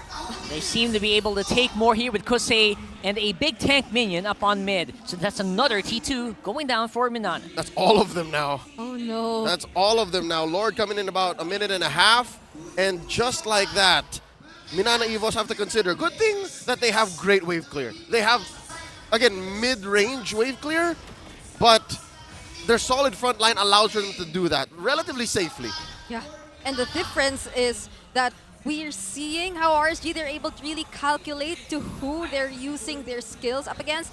The engages coming in from Nats, they're very beautifully executed, but right now, Lancy, speaking of... Watch out! He's not playing around here. Forces Light to use that wild charge. That is why you feel, or we feel, how confident Lancy is whenever he gets his hands on the Lilia, because he's able to perform that way. He's actually able to bring so much impact that you don't often notice whenever there's a very messy team fight that's happening, because he's literally just looking for the targets and using all his glooms on those targets. All the while, probably RSG is focused on taking down either Kirk or avoiding the setups coming in from Spider Miles. All right, you're getting me confused now. I don't know what I like now better. Lancy on a Lilia, which is like a close range to mid-range mage, or Lancy on a Novaria, which is a long-range mage, because he's proven himself. Again, at the most clutch of times, 30 minutes, 35 minutes in, he rarely misses his recalls, rarely misses his echoes. So now, with this Luminous Lord spawning, it's RSG first to the scene. Final slash! Oh. It's the conceal activated here for RSG, so they won't have that available, but they will be able to take out Kaizen, which is huge here for RSG. And they could take it. It's a 4v5, so Minana have to be careful. They still have that box. Kirk is actually quite tanky still, but they don't have the retribution, and they know it. RSG knows it. They're forcing Minana back. Kingslayer score, a Lord here, 2 in a row. Luminous gonna be marching up top. This is huge. Minana Evos, I don't know why they stayed maybe a second too longer. Maybe they were thinking, hey, Doming is here. We have a big Minoan Fury. We can force something. Yeah, try to bait it. But RSG spacing themselves out, and RSG throw out a huge Astral Echo, which allows them to confirm, hey, they're not in a position to do so. Yeah, and they also kind of lost the, I think, the aggression that they could have used, since there was no more ultimate here for Lancy. He was immediately forced to use the black shoes. And right now that they're managing the lanes pretty well, RSG, they're definitely looking to take down these inhibitor turrets. Minana Evos, if we were to look at their lineup, they have this capability of actually going for the counter engage or turning around the fights, so long as they might just want to go for the engage first, because if Nats once again finds the perfect opportunity, such as a while ago, that might not be the same situation. Oh, Nats, he used up the final slash there, trying to see if he can bait out someone to use a flicker, and that will be on cooldown for the next few seconds. Now the push is happening here on bottom side. They clear those minions. They take care of that Lord, but they do lose inhibitor. Take a chunk out of top, little bit off of bottom, mid rather that is, and then a little bit of bottom. So far, I'd say the Harith in Doming's hands is still a threat. He just has to find the right time to do so. But what's troubling me is the macro picture. All of Minana Evos' damage, or at least the solid core type of damage, is magic. Yep. That is why they feel that is a huge problem. But speaking of problem... Yeah, big problems brewing here with Lancy quite low. And the final slash being used to force Kirk out of the base. He uses everything but the kitchen sink to just try to stay alive. And that looks like Minana is just going to have to wait again for the next minion waves. That's all the gold they're getting. Yeah, you can also feel how RSG is actually being very patient or respectful of the capabilities of Minana to actually turn things around. Again, they still know that Spider Miles can pull off that Flicker Minoan Fury surprise attack whenever they try to commit or extend too long, and there is a Lord that's coming in 50 seconds. So they can't afford to lose a member now that we've reached the 16-minute mark. And again, RSG, they typically end their games within 15 minutes. And that's important because RSG are all playing with flickers. None of them have any panic buttons. None of them have like a Purify. None of them.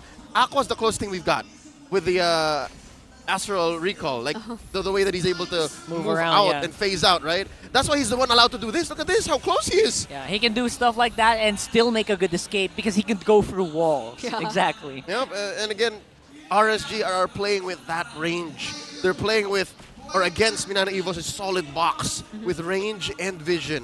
And which is why I'm curious, in the draft, Minana Evos, they decided to draft this heavily, this aggressively. Oh, dive, coming in. Well, speaking of aggressively, they go straight for Kaizen, who procced it.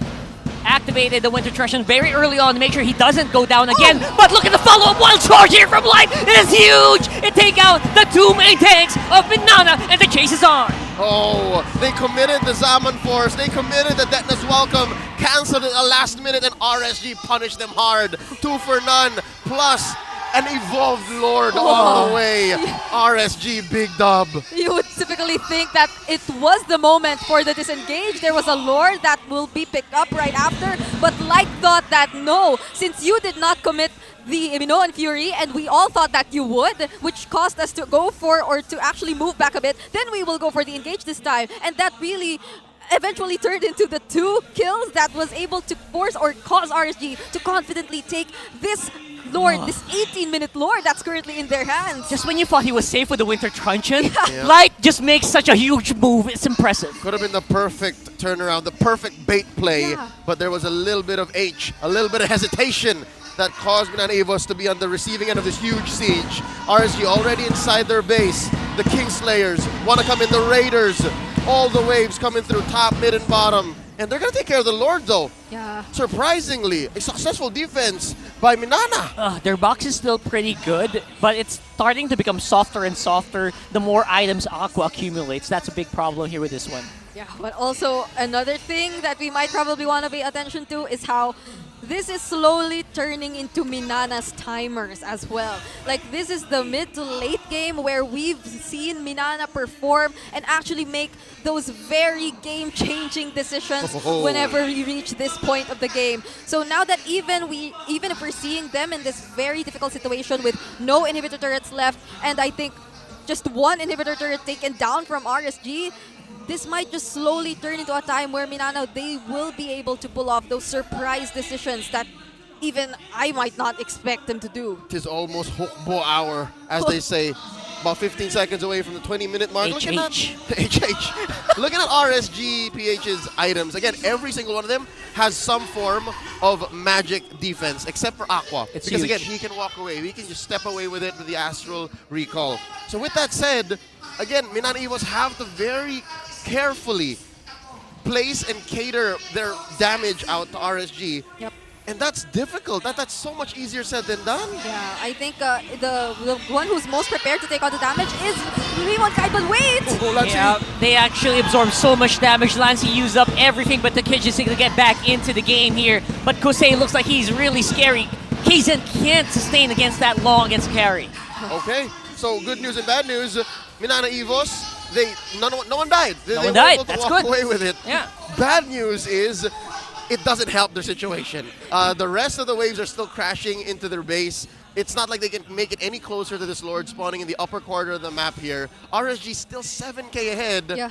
But every minute that passes, again, by hook or by crook, I can't give any logical reasoning to this. There's no science to it. Minana Evos just gets better and better into the late game. I can start to feel how the pressure is slowly getting higher. Whenever there's a clash, if you're here in the venue, the drums just start to play right when there's a clash. So you can start to feel all the more pressure. But right now, there's the Lord that's spawned here on the top lane. And this might just be a very crucial Lord for both of these teams. Here we go. RSG, Nana E, they're saying let's dance. Demon Kite pushing Kaizen away. Lord here at a 4th of its 5th. And they go in! Yeah, everyone's on vision right now because of the Astral Echo. And Kaizen is going to be up to it. He dies right away again. He's the first to fall, followed by Spider Miles. The last 3 members of Minana are trying to stay alive. But it's becoming harder and harder to do that as time goes on. Doming's in the back line, activates the Zaman Force, going for someone to take down, and he takes out Kosei. Oh no, he's gonna lose his immortality. Not enough shields. Aqua takes him down. He loses it. It's all up to Kirk now. And what's it gonna be? The mid lane. The mid lane's walking. They don't need the Lord. That just definitely will be it. 22 minutes in. RSG PH get a win. A sweep against Minana Evos. What a way to end that game. A 2-0 sweep. That's 3 points for RSG. They definitely wanted this. And I think their performance speaks volumes of how badly they really wanted to get this win. That was very insane. And the way that, you know what, RSG is just knowing what to do time and time again. And I think they did realize their win condition, right? They don't have escape buttons. They have flickers to engage, and they use it to its full potential. Luckily, they were, what, 5k, 6k consistently all throughout, mid, late, and then crossing the 20-minute mark. I'll have to be honest with you, folks. I actually thought Minana Evos almost got something. They were building up to it, but the logic and the fundamentals of the game just did not allow for it. It was so hard for them to actually place anything on the RSG. That was a clear threat. So here we see the Kingslayers, RSG PH crossing over to Minana Evos' camp, giving their fist bumps, sportsmanship and respect across both franchises. And again, as a fan of Minana Evos, right, as a member of the Okbo, you gotta be wondering, where else do they go? How can they fix things? It was a long break. They had a lot of time. Yeah, I felt like they changed up quite a bit, especially with that Game 1 draft. But it didn't really hit it. It didn't stick. So where do they go from here? Yeah, I think we're seeing how they really have to hold on what they think or they know works for them. But RSG, it seems like they really know what works for them this time. We're going to go to the stage with Mara and Hans to talk about RSG's win. Congratulations to RSG Philippines. Let's give them a round of applause. It's nice to see you again, guys. Wait lang, tutulak ko sila dyan banda. Medyo lumalayo sila sa'yo eh. Parang silang lumalayo sa akin. You guys had a nice, almost 2-week break. What did you guys do? Did you guys get to see your family or was it all training? Saan ka nakatingin? Anong iniisip mo habang tinitignan mo yung sahig? Nag-practice pa rin, tapos konting break lang, tapos yun, continue ulit this week yung practice ko. Okay. Nag-practice pa din, konting break lang. Okay, I also wanna commend si Jose. Like, can you give the, Jose? Kasi ngayon parang mas evident yung naging laro mo compared to the previous 2 weeks, specifically in this series. Power spikes, ano ba nangyari during the break na parang sobrang, are you now more comfortable in MPL PH? Yung adjustment is finally done na ba? Tapos na? Oo, nakapag-adjust na ako sa adjustment sa MPL PH and nakakatapang na ako. Nalalaro ko na yung laro ko. Nakakatapang na. And kampante na rin ako sa kampe ko. You love to see it. At eto naman, para to kay Nats. Nats, perfect game, 3-0-8 with your R-Lot. In fact, nung first lumabas yung hero. Wait, tapos na yung laban. Hold on. Nung lumabas yung R-Lot, only mga 2 MPL players did really well, dominated with it, ikaw and Edward. But Kirk, he's #1 global. He's global R-Lot right now. One of the highest best. win rate. Pero we all know ikaw ang unang magaling humawak kay R-Lot. So para sa'yo, sino ba talaga yung mas magaling? Para sa akin, kahit sino naman po sa R-Dot. Kung sino mo talaga Ba't bigla ka nahiya? Kanina palaban to, tapos biglang nahiya. No, seriously, yung totoo. Pantay-pantay lang po para sa akin kasi sa R-Dot lang po Sadyang sa team fight lang po talaga is kailangan communication sa team. Yun lang po. Okay. You know, may napansin din ako, Hans. Ano yan? Na ang lumabas today, si Coach Daliot. I agree. And I think everybody else is happy about it. Yeah, we're all wondering, Coach Panda, you know what? We've all known you as a perfectionist. You want things done a certain way. But this time, you took a step back, and now Coach Daliot took over. What is it that you saw in Coach Daliot that now he took over for today's series? Sabi ko ito ang reason?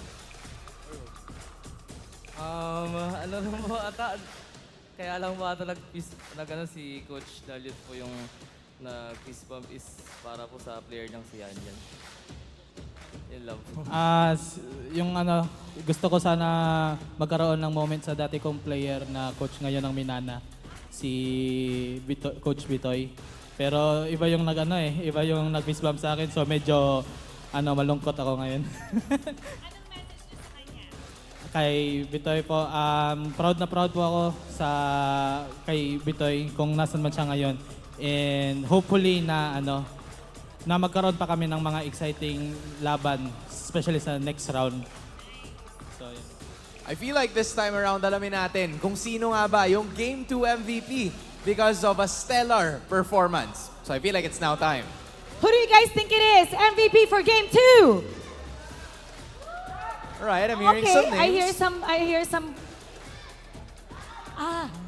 And the MVP is Nats. Nats, congratulations.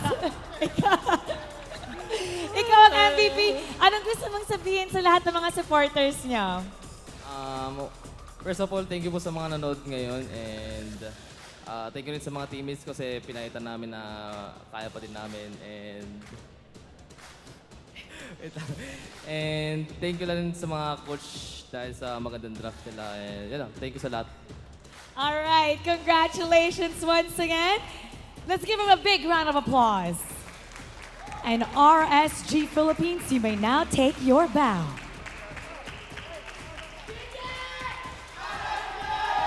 And take your walk of victory. RSG Philippines, kitang-kita na super worth it yung ating break. They swept their opponent with a stellar performance. Just like what Kusei has mentioned a while ago, mas may tapang na ang laro ng mga Raiders and we can't wait to see what the others will say about this too. And let's see what the casters have to say about that game. Casters, pasok. What's up, Doc? We're back at the desk here with Brigida, Rockhart, and of course Leo at your service. Very well earned MVP performance there by Nats for game number 2, and they're right. When you're looking for a power spike, you have to find it across the board, and how he set it up to be Demon Kite, eventually it turned out to be the two side laners, Kusei and Nats. Brigida, talk to us exactly why it's Nats who's the MVP. Right now, I think we have to give it to Nas simply because of just how impactful the final slashes were in this particular game as compared to what we've seen from that Arlott in game number 1. This time, this Arlott had all the more opportunities to really go in. There wasn't much answer to just the engages or the dives that RSG wanted to go for up against Minana Evos. Again, we've seen them pick up the thumbs instead of any other XP laner who could have also provided some crowd control, and they were very reliant on Spider Miles here to provide the main crowd control here for their team. So they actually found it to be quite a struggle when it came to the latter portions of the game, and as we've seen it right now here, there were a lot of objectives that were really in favor of RSG, and these were those moments we were talking about where Nats was really able to shine, just providing the best possible setups right when the Lord was already near that inhibitor turret and when all of his teammates were also near to provide the follow-up and the damage. And this, I think, is one of the biggest things that was lacking in terms of how Minana played their lineup earlier today. So there were times when they were kind of hesitant when wanting to go for the engage, and this was one of the few times that they weren't. But Spider Miles, upon actually deciding to pull off this Minoan Fury, Doming was way too far, or there was a lack of immediate follow-up coming in from Minana.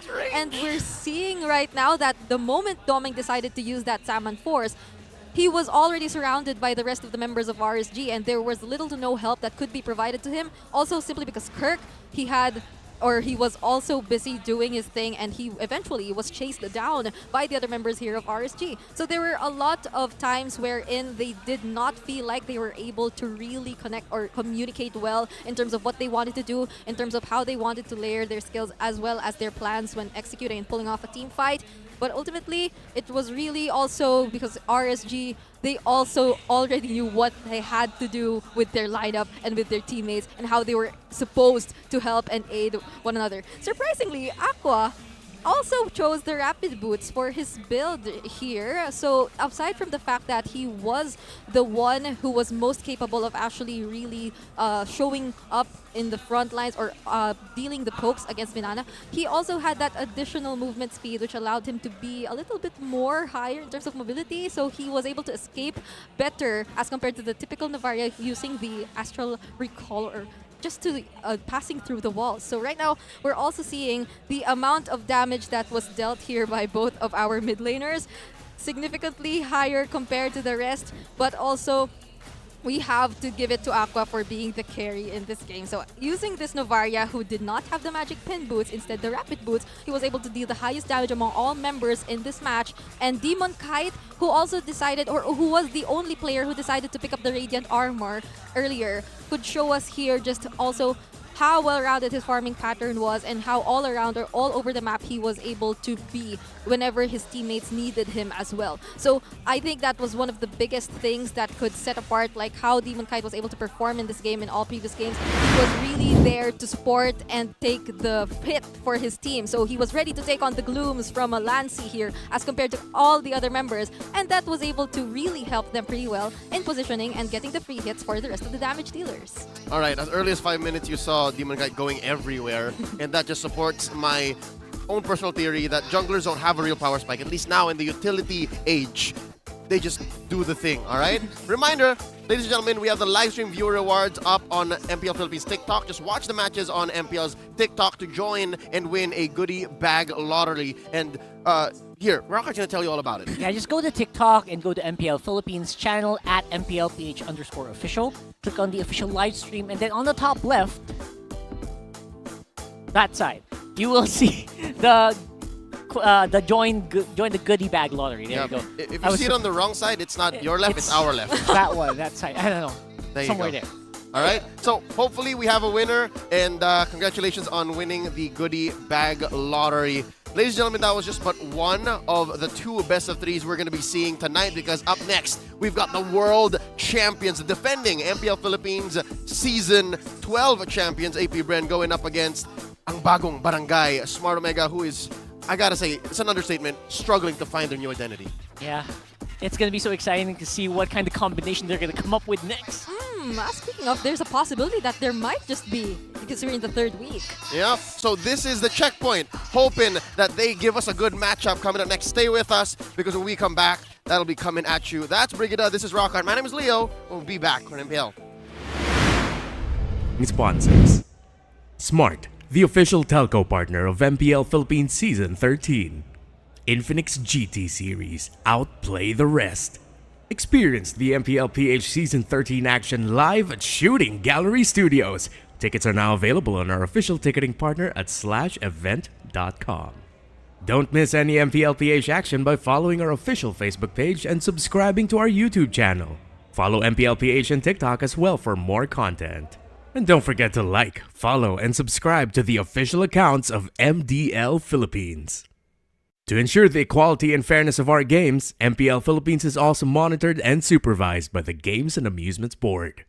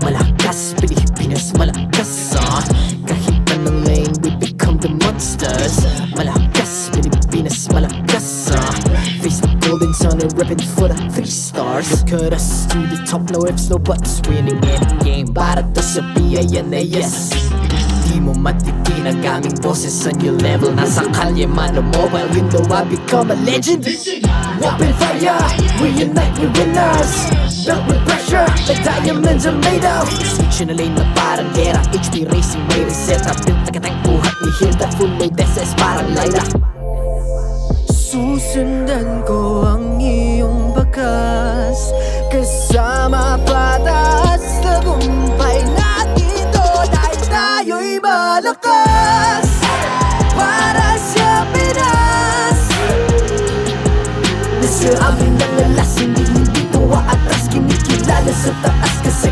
pamilyang malakas para sa Pinas. Nasa amin ang alas, hindi tuwa atras, kinikilala sa taas, ganito kami sa Pinas. Wow! Hold on, yeah, wala kasang Pinas. Laging every beat, no surrender, no retreat. Pag nagsama-sama, just imagine what we can achieve. Laging every beat, no surrender, no retreat. Giving 100 all my all, cause we just cannot be defeated. We are unstoppable, immune and invulnerable. Ready ang equipment, lahat frozen, malang crowd control. Pakita ko na jab like pow, east to the southeast. So what I would proud and loud, cause every enemy we devour. Susundan ko ang iyong bakas, kasama pataas, tagumpay natin to, dahil tayo'y malakas para sa Pinas. Nasa amin ang alas, hindi tuwa atras, kinikilala sa taas, kasi kami ang malakas para sa Pinas. Nasa amin ang alas, hindi tuwa atras, kinikilala sa taas, ganito kami sa Pinas. Wow!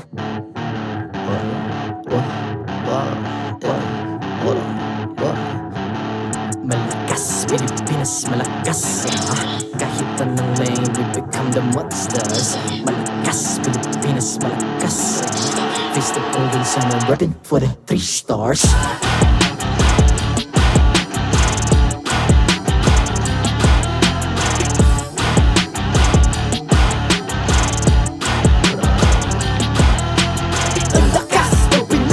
Unite, be the stars. Ang lakas ng Pinas, we unite, be the stars. Ang lakas ng Pinas, we unite, be the stars. Ang lakas ng Pinas, we the stars. Ang lakas ng Pinas, we unite, we the stars. Ang lakas ng Pinas, we unite, we the stars. Ang lakas ng Pinas, we unite, we the stars. Ang lakas ng Pinas, we the stars.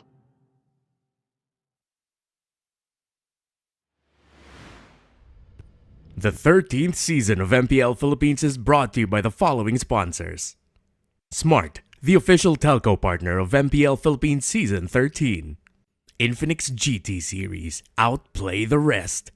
Experience the MPL PH Season 13 action live at Shooting Gallery Studios. Tickets are now available on our official ticketing partner at /event.com. Don't miss any MPL PH action by following our official Facebook page and subscribing to our YouTube channel. Follow MPL PH on TikTok as well for more content. And don't forget to like, follow, and subscribe to the official accounts of MDL Philippines. To ensure the equality and fairness of our games, MPL Philippines is also monitored and supervised by the Games and Amusements Board.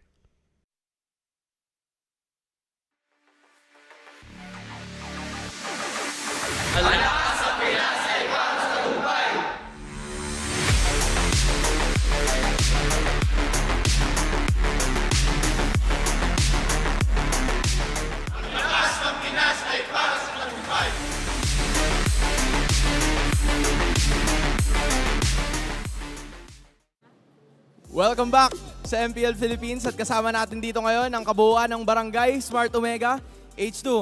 Matanong lang kita, ano bang mga ginawa mo during the break? Nung ginawa namin during the break, since puro talo kami nung nakaraang week, ang ginawa namin, parang di kami nag-day off talaga nag-double effort kami sa mga practice and yun, kami, more practice. Okay, more practice. And yung iba sa amin, nag-alay lakad. Narinig ko nga si Coach Carter nasa likod Hintayin Hinihintay natin mamaya. Pero parang may natanggalan ng balahibo sa isa sa mga sisiw nyo Tutok mo nga dito ng konti. Halika nga dito pare. Para natanggalan ng balahibo No! It's gone already. Ano bang meron? Bakit nagtanggal ka na ng hair color at ng konting hair sa iyong head? Tingin ko minalas yung kulay ng buko Kaya nagpaganto akong gupit para hairset, kumbaga. Babawi kami, babangon kami. I think agree naman. Agree ba? Tama. Okay. Bago ang lahat, gusto ko matuto ng handshake Kasi yun yung mga nakikita ko sa kanila kanina. Ryota, halika dito. Binibitan niya to kanina Alright, sige, Ryota, kahit huwag mo na hawakan yung mic, turuan mo na lang ako ng handshake kasi ito yung ginagawa natin kanina Okay. Okay. We see it. We see it. Yung kay Promdi. Ay, Promdi. Kay Jom. Yung kay Jom. Pakita mo yung kay Jom. Oh. Oh. Okay. Okay. Yung kay Mark. Yung kay Mark. Yung kay Mark. Okay. Ano daw, inspired daw yan by LeBron James. Matt, huwag ka magpapatalo. May pre-practice rin kayo kanina eh. May pre-practice din kayo kanina. May pre-practice. Okay. Tapusin na natin tong kalokohan na to. Mara, kamusta ka dyan? Dito naman tayo sa panig ng AP Bren kasama si Flap and Super Marco. Uy, nakita ko may handshake sila. Kayo, besties, anong handshake nyo? Ano lang, beso lang. Beso, paano? Wow!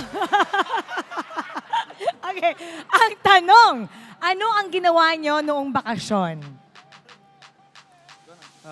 Nag-outing po kami with family tapos Nice. nagbatak ako ng ibang laro. Nagbatak ka ng ibang laro. Ng ibang laro, okay. Ano yung laro yon para hindi mo pwedeng sabihin kung ano siya, huhulaan ng audience natin. Okay, clue number 1. Ano? Oh, wow. Kakatakot yan Okay, clue number 2. Ganito yung sound ng mga baril. Brrrt, brrrt, brrrt. Okay. Clue number 2. Okay, comment down below ano sa tingin niyo to. Okay, last clue.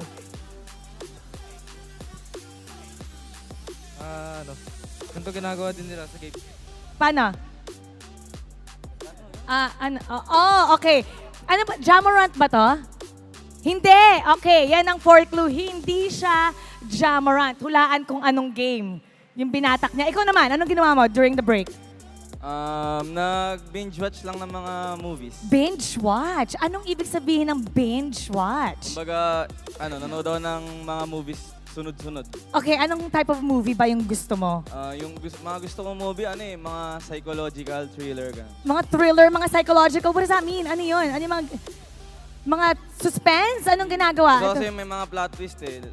Yung isip mo, boogs. Ganon. Yun ang preparation mo for the game. Kailangan, bush, ganon. Okay, magsisimula na ang laban nyo. Ibabato natin sa ating casters. Kayo naman yung magbato. Okay? 3, 2, 1, go! Casters, pasok! Welcome back to the desk at your service. My name is Leo here with Rockhart and Brigida. I gotta ask you, what did y'all do during the break? Also? Yeah. Okay, so like Super Marco. How about you, Brigida? She just defended her thesis, by the way. Let's give her a round of applause. Everyone in chat, just say congratulations, Brigida, for defending her thesis. As we ramp up for the final matchup of tonight, it's AP Bren facing off against Smart Omega. I gotta say, watching Hans and Mara's interaction with both teams gave me a little bit of a sigh of relief because this matchup, weird as it is, being part of the opening day of week number 3, is actually pretty high stakes. Smart Omega has yet to find a win all of Season 13, and AP Bren are fighting for their undefeated streak. This last matchup, anything could go. Yeah, anything can go, definitely. And we were just talking about this in the in the locker rooms. Like, if there was any match or any team that would maybe put a dent in AP Bren, if Omega did it, everyone's minds would just go crazy. Could that be they their would go new booch. identity? Could that be their new identity? Might? Well, I think our biggest question though before identity or anything is which lineup works best for this team? Which members of the Bagong Barangay could actually lead them to their first victory? Because as we've been seeing in the past weeks, they've been fielding 2 different lineups, but we're yet to see a combination of these 2 lineups of the old members of the team and the new members who came from MDL. Yep, and again, it's not like the out-of-game factors are against AP Bren. Yes, they could lose it tonight, but it's proven that they are immune to the championship curse. They've won MPL Philippines, they've won the World Championship, and yet here, going into week 3, they're still performing like they're here to prove something. Yeah, and their stats look like a menu. That's it was just full of just clean, very overpopulated numbers. Expensive. Very expensive. Yeah, it's actually, upon looking at the comparison, it's all green on their side, All apart green. from the unique heroes used, which tells us that, of course, Bren, they tend to stick with the heroes that we typically know them to use, but for Omega, they have this tendency to use more unique heroes. So that might be one thing we can look forward to in this match, especially as I think there are some heroes, or there's a hero that's already open or available for us, could they be the first to field it out? That's right. Chip, we didn't see any chip in our opening bout tonight. We saw Minana Evos and RSG go head-to-head, ended it with a sweep, with RSG winning, just in case you guys are catching up. But no single chip, not a ban, not a pick. That's true. It's uncanny, and you know what? I'm getting Loyi vibes, because Loyi's been... Anyway. Could be, but first, let's welcome our marshals who will officiate the match. They ensure the fairness and integrity of our games. The men in white coming in. Ladies and gentlemen, give it up for Wilbert, Patrick, Jeff, and Chico. You know what, Chico? He loves Chico. That's a The fruit. Yes. Let's welcome our teams making their way on stage.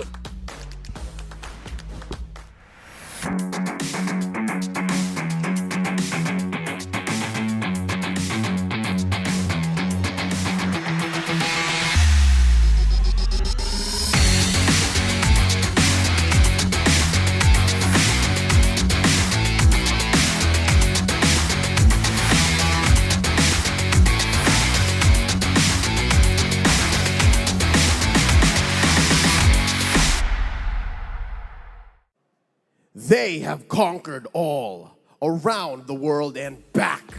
They are the reigning and defending champions of the world and MPL Philippines. It's APBR.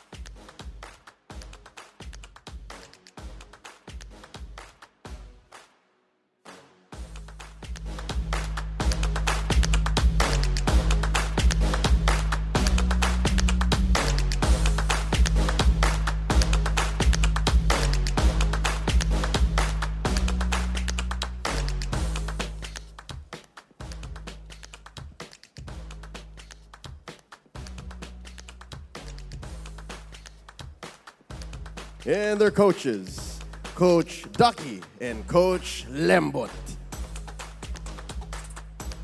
MPL Arena, make some noise for the Hive going up against the Barangay in tonight's closer.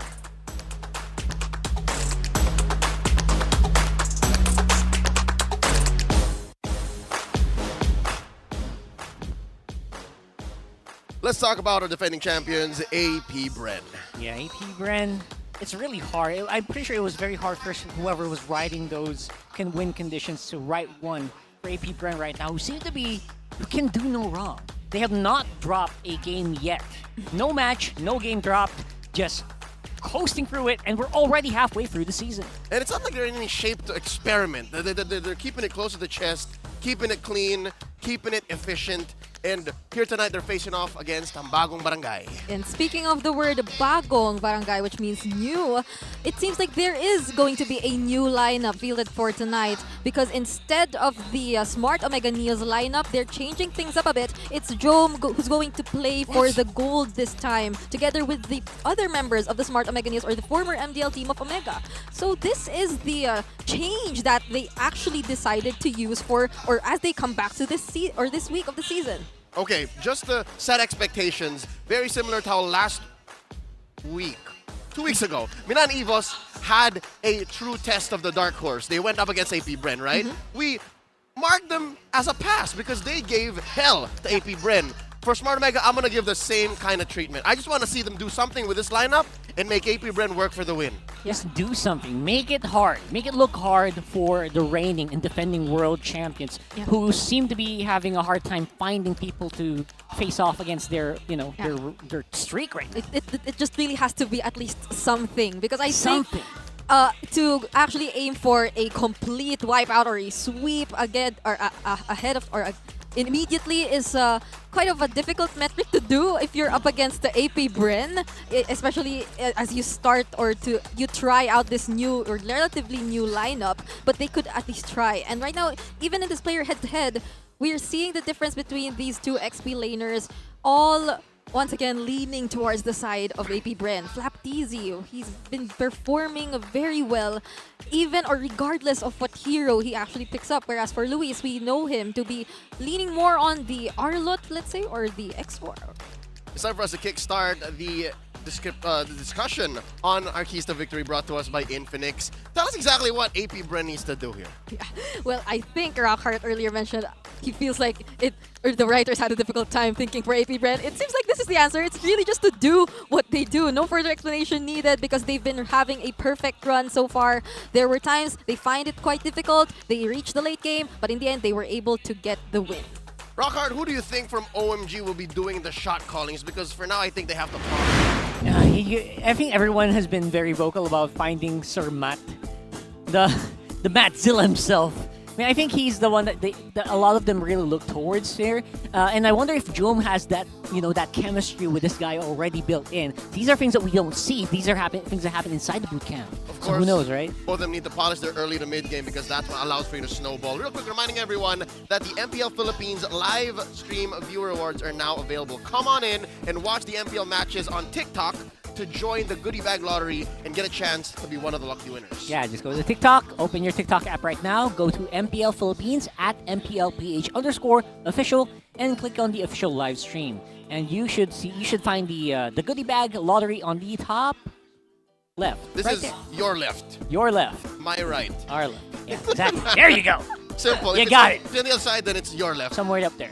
All right. Now, talking about what's gonna go down.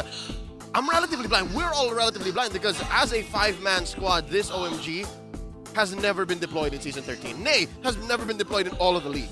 Exactly.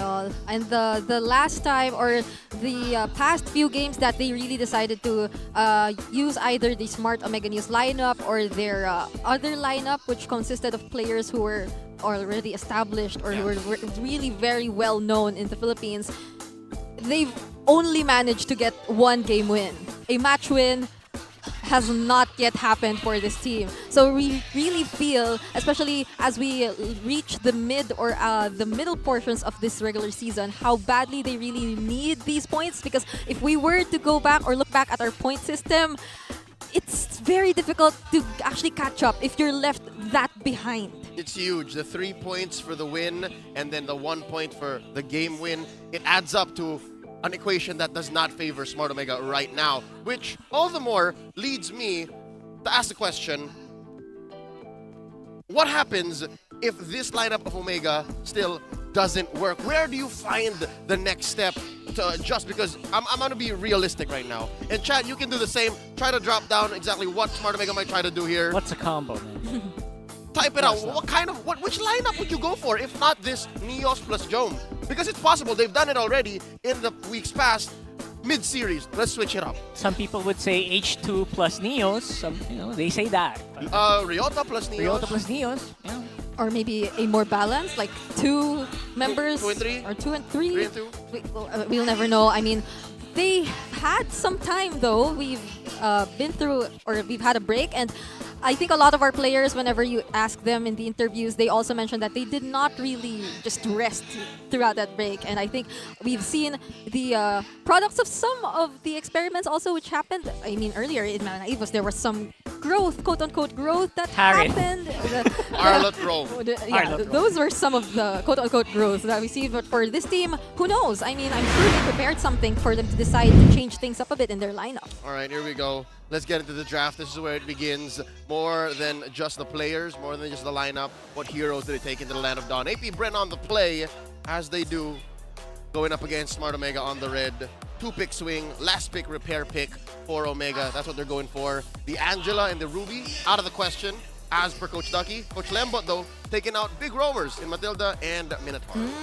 Okay, not really as targeted as it may seem, though we know Smart Omega to be a kind of team who occasionally uses the Angela mid, for instance, and Ryle is known to perform really well once he gets his hands on the Faramis. So these are bans which we know are somehow informed of Omega's playstyle, whereas these Ogwen heroes as well are being taken out right now by Smart Omega. So the Vexana for few, which is very often prioritized, is open, but so is the Novaria actually, if they want to go down that path. Even Valentina's open.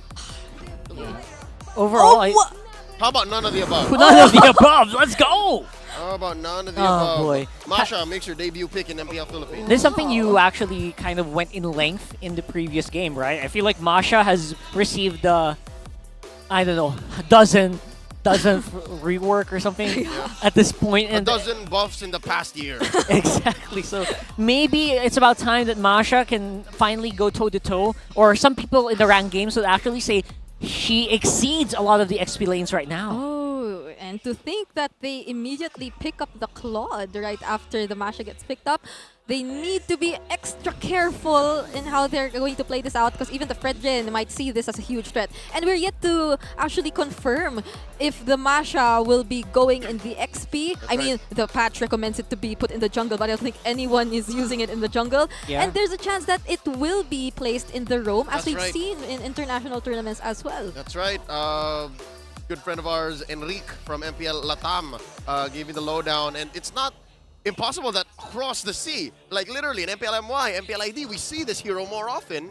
And again, we do not know. Phase 1, pick 1, exactly where she's gonna go. Is this where we see the mid trade? Do we pick up the Novardi here, the Vexana here, and then Omega answers back? Actually possible. If it's few we're talking about, then he can immediately prioritize those heroes, but they're literally changing the draft patterns we've been so used to seeing in the first few weeks.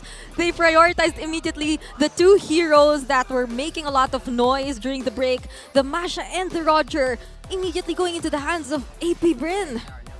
And there's also a very some chance.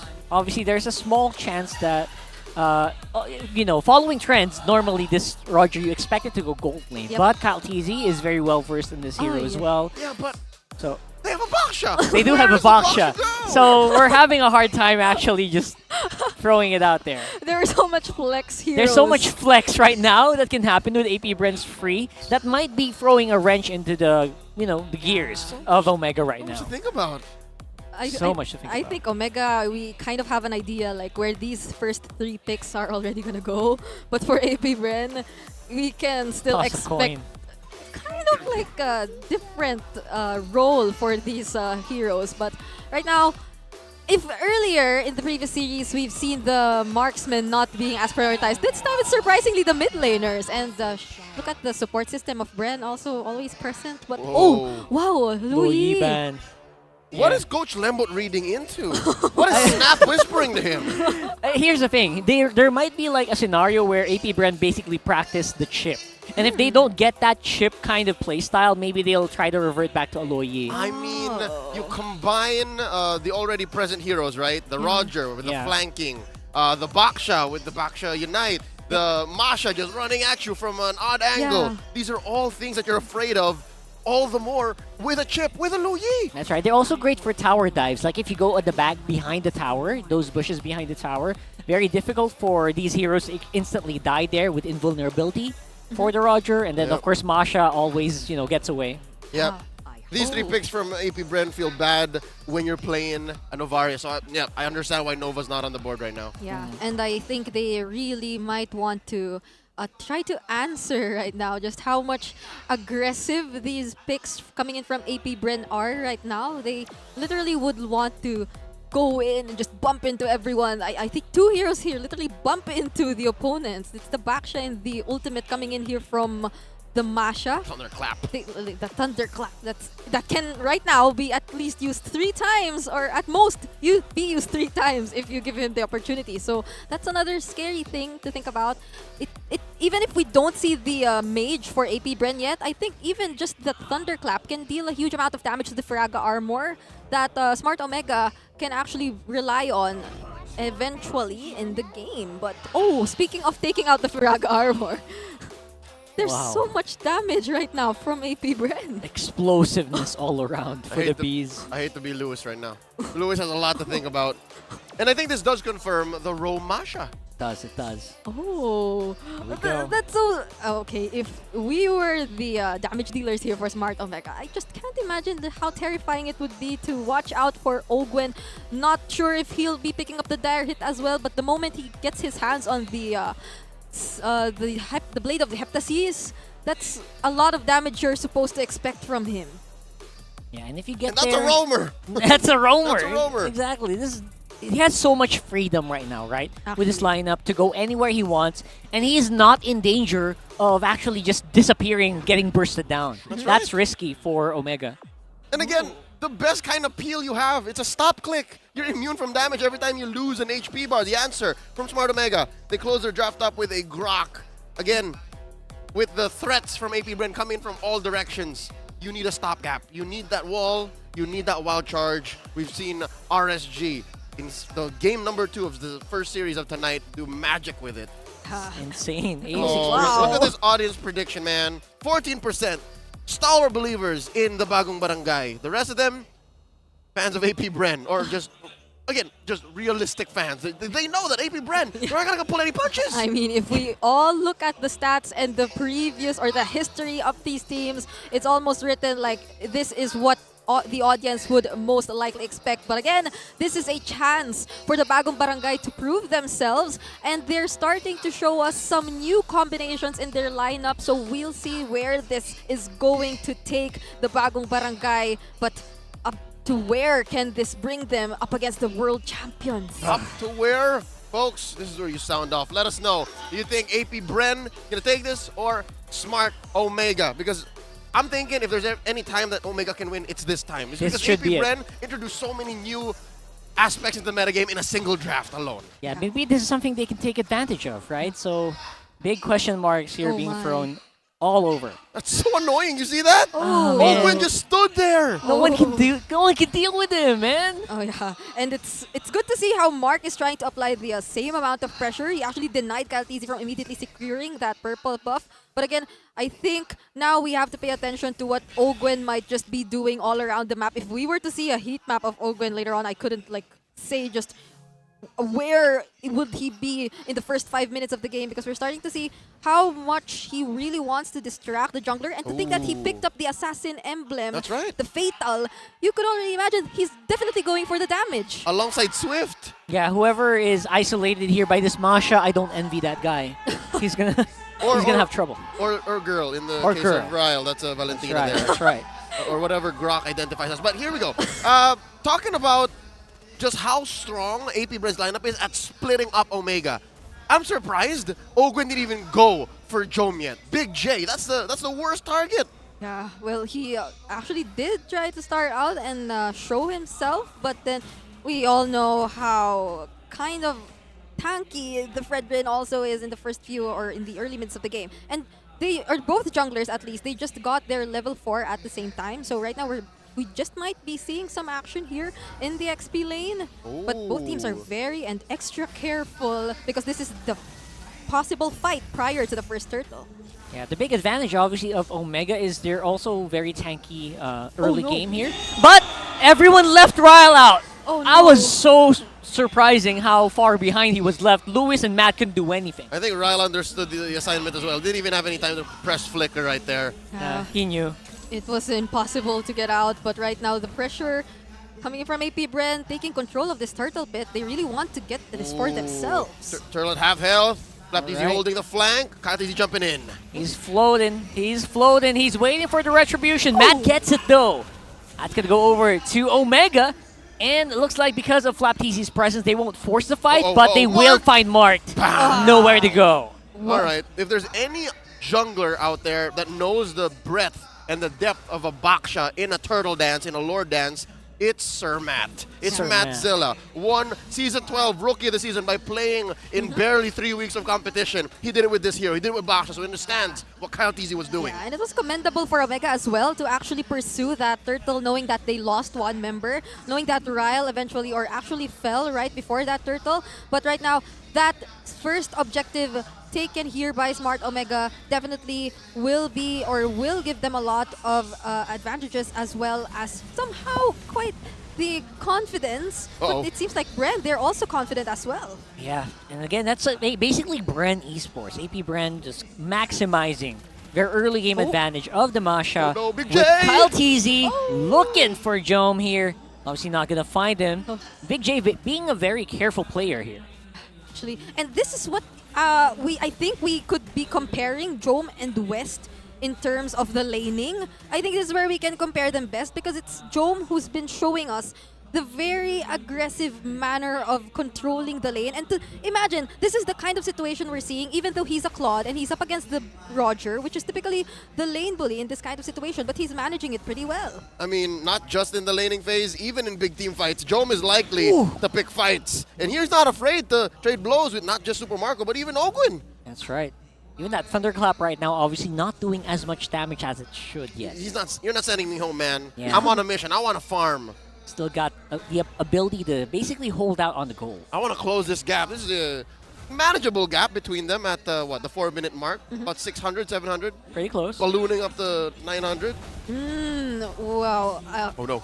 That was a beautiful engage. Or it seems like Flaptiz really waited for that opportunity. It was right before the turtle, and he nearly took out the Firaga armor. But right now, Kyle TZ this time, will he be able to secure it against Smart Omega? That's a big question now. Kyle TZ could play it a bit more aggressively, but Matt basically sidesteps here. Gonna be fighting off against free members of AP Bren. Not gonna be able to survive long with Ogwin very, very deep here. No retribution means that's gonna be an AP Bren turtle. Oh, wow. Mark using the Cyclone Eye to its maximum range. Just dashing right through that wall. And now Kyle TZ. Wow, he understands the situation. He knows 2K ahead AP Bren is. Yeah. I actually remember Reptar Ramble's recent episode where he kind of like considered the Masha somewhat of a glass cannon type of hero as well. If you actually get to take out at least your target, then that's all that matters. But in this situation where Omega still lacks the damage to actually take him out immediately, that might just be a problem. And Jome as well will fall. Ogwin looks like he was flying with the Thunderclap right now. Although Kyle TZ knock up, he's in danger, and down goes the Appraiser's Wrath, taking out the jungler of AP Bren. Now it's going to be Omega getting 2 kills here for Sir Matt. That's a decent trade. I'd say Smart Omega made the most of a losing situation. And yes, Big J dying here this early on, not a good look, but hey, Smart Omega are managing this gold lead, and they're managing their waves, but just as I say, man, Flaptiz making it work. Making it happen down bot. Well, I mean, I think that Omega would want to capitalize on their capabilities to actually be just as confident whenever AP Bren tends to overextend. I mean, they're all in terms of their lineup whenever Super Marco engages, as well as Ogwin. And if they find no way out and you already have the necessary damage, you can actually turn things around. But this might just be another target for Omega, and that's Molina's passive, or the Molina's passive out for Pew. Ogwin spotted. Oh, they know that all these ultimates are already used up here, and Ogwin just doing so much work here, making sure that he can absorb so much damage here from Omega and still be able to go back into the fight. Gets a double for that Masha. As messy as it is, these are the kind of situations that AP Bren's lineup flourish in. This is where they call it home. And just as the turtle spawns, they walk away from that 2-for-none with a massive lead. Almost perfectly timed. 5K now at almost 7 minutes. If you're the frontliners here for Smart Omega, it's a very difficult situation for you. You either receive the jabs from Flaptiz, or you receive the damage here from Ogwin, or even just the bullets when Super Marco decides not to transform yet. That deals a lot of damage on you when you still have a lot of HP left. So you're starting to feel just how beautiful this lineup is from AP Bren in terms of shredding the tanky heroes of Smart Omega and eventually reaching the backlines, the damage dealers. And they're starting to feel that pressure right now. At this rate, no one from Omega counts as a frontliner. No, the way AP Bren just leans hard on their early game aggression. Look at this. The items picked up. There's a Hunter Strike. Hunter Strike and Malefic Roar. Dear Lord. All the penetration on Flap right now. Genius Wand and Lightning Tranche on Few. Again, maybe you could argue Kyle TZ is the only one who isn't really the one who shreds. But his ult denies all healing. And even Ogwen, he did pick up immediately the Blade of the Heptasy, so you could imagine the damage that they can actually surprise Omega with. So they're kind of locked down right now, or it's kind of difficult to find or to spot a single player in the lineup of Smart Omega. It's best if they actually try to group up together at this point, but in the same way that they'd want that, I feel like AP Bren isn't afraid with this much of a gold lead to engage them even when they're all together as well. No way, this can't be true. Not a single time between season 10, 11, and 12 did we see Masha. Because the last time she saw play was when Smart Omega went in for their grand finals run in SMX in season 9, the playoffs, where Renzio, previously of Smart Omega, scored a Savage. That far back? Pretty iconic that it makes a comeback here in this game against them. That was prior the dozen of buffs Masha Exactly. received. The showstopper, it's been that long. Been that long, bro. Oh, wow. All right, 9 minutes in, AP Bren working with a 7K gold lead here. Not much on the board yet for Smart Omega. They're making the most of the open map because AP Bren have, again, with the due decision making, right, with the right processing, allows for them to just slowly work out parts of the map now. Top lane, Jom hasn't left. Jom's never left top lane. Right now, Omega, definitely, they're just trying to at least take some trades. So they went for the cross map, or at least wanted to get that turret away from AP Bren, but even that was denied by the Hive. So with this Lord, or at least this level 1 Lord that they have, it wouldn't be a surprise if they actually decide to take out all the outer turrets. But to think of the wave clear that Smart Omega has, they might actually be able to manage because they have the X-Borg as well as the Claw with the Blazing to it. So it just really it will just really matter on how they, even without the Lord, they were able to take out the outer turrets already. Yeah, they don't seem to be lacking any damage whatsoever. Every single member here of AP Bren ready to roll as long as Omega lets them. And now, that's a big question. Will Omega let them with the Lord up on top? The bottom and the mid will be very difficult to defend. I mean, yes, Omega can clear wave well, but AP Bren has so much damage. Look at this. Yeah, they're exploding right now with damage. Oh, they were able to take down the Lord though, but they might just be trying to hold on really well on this inhibitor turret. They don't want to let it go. That is a gigantic siege minion. Man, oh man. All right, so here's the thing, right? Yeah, can agree. There's a Valentina, there's an X-Borg. You got the basics on a relatively well-suited up Claude. But think about this. They're all either close range to mid-range attack spells. They all have to be in some way, shape, or form close to AP Bren to even think of defending. And now look at this. They're in trouble. They might lose his inhibitor. Yeah, and with the pokes here coming in from Super Marco whenever he's on long range, it makes it so easy for AP Bren to just chip away at these turrets. Yeah, literally chip away at these turrets and these members of Omega as well. To think that AP Bren, they don't have that one big explosive setup potential in any of their heroes right now. They're literally just gradually approaching whoever they can see or spot from the members of Smart Omega, but they're still able to do all this pressure. Here we go. Activated here is going to be Last Insanity by Louise. Barely makes anything. Oh, wow. Kyle Teasy, and all that results is the turret going down, and Flap Teasy working on bottom as well. All right, it went from worst to bad, all right? Like, they could have lost so much more, but Smart Omega kept their discipline, they kept their decision-making on point and said, you know what, we just clear the wave, we back off, and then we get the farm that's coming in. That's key here. They get the farm that's coming in. So far, Smart Omega, for the first time in a while, they've actually left their base. Yes, but that was actually also Smart Omega being very careful.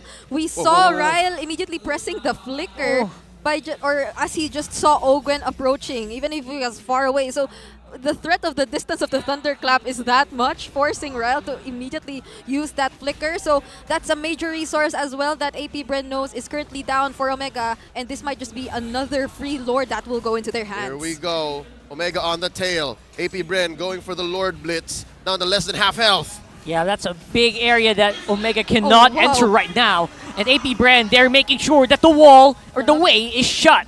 Flap TZ on the side, making sure he can maybe assassinate Jom or Louise. And there's just no answer for Omega. Mark, he went a little too far there. And now it's Super Marco who is blitzing in the front lines. Oh, Super Marco? And the shutdown forced the flicker from Marked. They do take a Flap TZ, 1 for 1. AP Bren gets the Lord. That was a well-timed wild charge coming in here from Mark, but will they be able to find another answer?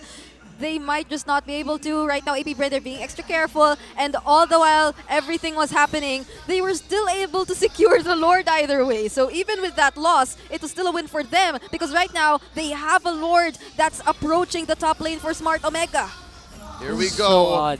Mid lane inhibitor still standing. Ogwin welcoming the Lord into Omega's base. Last Insanity popped early, clearing the wave. Yep, no splits available yet for AP Bren as the minions have not arrived yet. So that gives Omega some leeway to maybe just get back on the field. They can still walk out their base at this point. All right, good news, bad news. AP Bren are still in the lead. They have good control of the map. Bad news is, hold up. Yeah, that's going to be Kaltizi up on front. Of course, Few and Flaptizi, Super Marco very close by, so Omega knows they can't fight this. But look at where Ogwin is. He has been non-stop pushing that lane. He's just holding it hostage. And right now, it's going to be a dive-in by the roamer of AP Bren. No one can really stop this guy unless maybe Jome with a... Oh my god, I think he has some damage, but it's just being juggled around by the AP Bren members. All right, there's 4 members of AP Bren, 3 from Omega. They're just clearing the waves. Jome just pushing them out. BMI just missing. Fuse ult, they're still alive. And there's some damage from the Blazing Duet, right? So Jome probably can do something. It's some damage, yes. And he was lucky to not be the recipient of 1 out of 2 consecutive thunderclaps that Ogwin was able to do right before he went down. And to think that he was able to take down 2 members from Omega, not just 1, that was already huge for AP Bren. That was the moment they were able to finally take that inhibitor turret. Okay, I'd hate to count the eggs before they hatch, but Brigida, Rockhart, could this lineup from Smart Omega, ang bagong barangay, the Neos plus Big J lineup, be the lineup that ushers in a new Omega timer? Could this be it? We were just waiting, right? And Jome didn't die, and Jome was putting on some damage. Maybe they can turn this around. Yeah, they're also doing better than some other teams right now who have basically succumbed to a 12-minute AP Bren game. True. So, and a 11K gold lead. That's right. They're lasting. They're holding on. Holding. Somehow.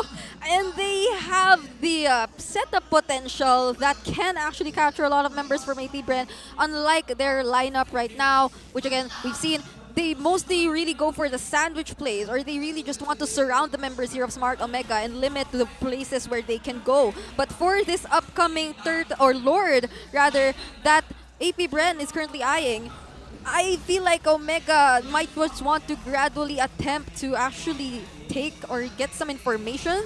They used the Magic Sentry already, but it might just not be as easy for them to approach or get near, but they will. Brigida, this might be a little too dangerous. I would have said, I disagree. Omega should just let the Lord come in. They can't fight this.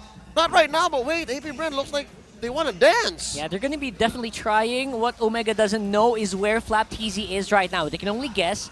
And right now, it is going to be Ral on the side. Jome very far behind here. Omega, Matt, and Mark very deep in the enemy territory. He's under the Lord. They're making this a 50-50 right now. And, of course, that's going to be the kill going over to the gold laners. That's 2 down for Omega. Oh no, Jome almost gets caught. I told you it was too dangerous to dance with AP Bren at this point. Well, I did say get some information at least, but that situation was very difficult and dangerous for them as well. It seems like when they actually got the information, Jome and the rest of the members or the damage dealers did not decide to pursue it any longer. They also went away the moment they saw Ogwin. So they left 3 members of Smart Omega in that Lord pit alone, and eventually that led into 2 members down for them.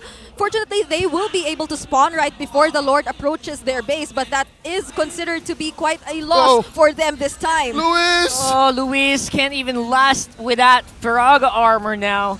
And that's going to be turret falling for Omega. Oh, look at AP Bren. They're perfectly sinking the waves. Big wave up top from Ogwin, and that Lord in mid. This could be the last defense. The Guardian's Barrier by Marked, delaying possibly the inevitable as Kaltizi rolling around.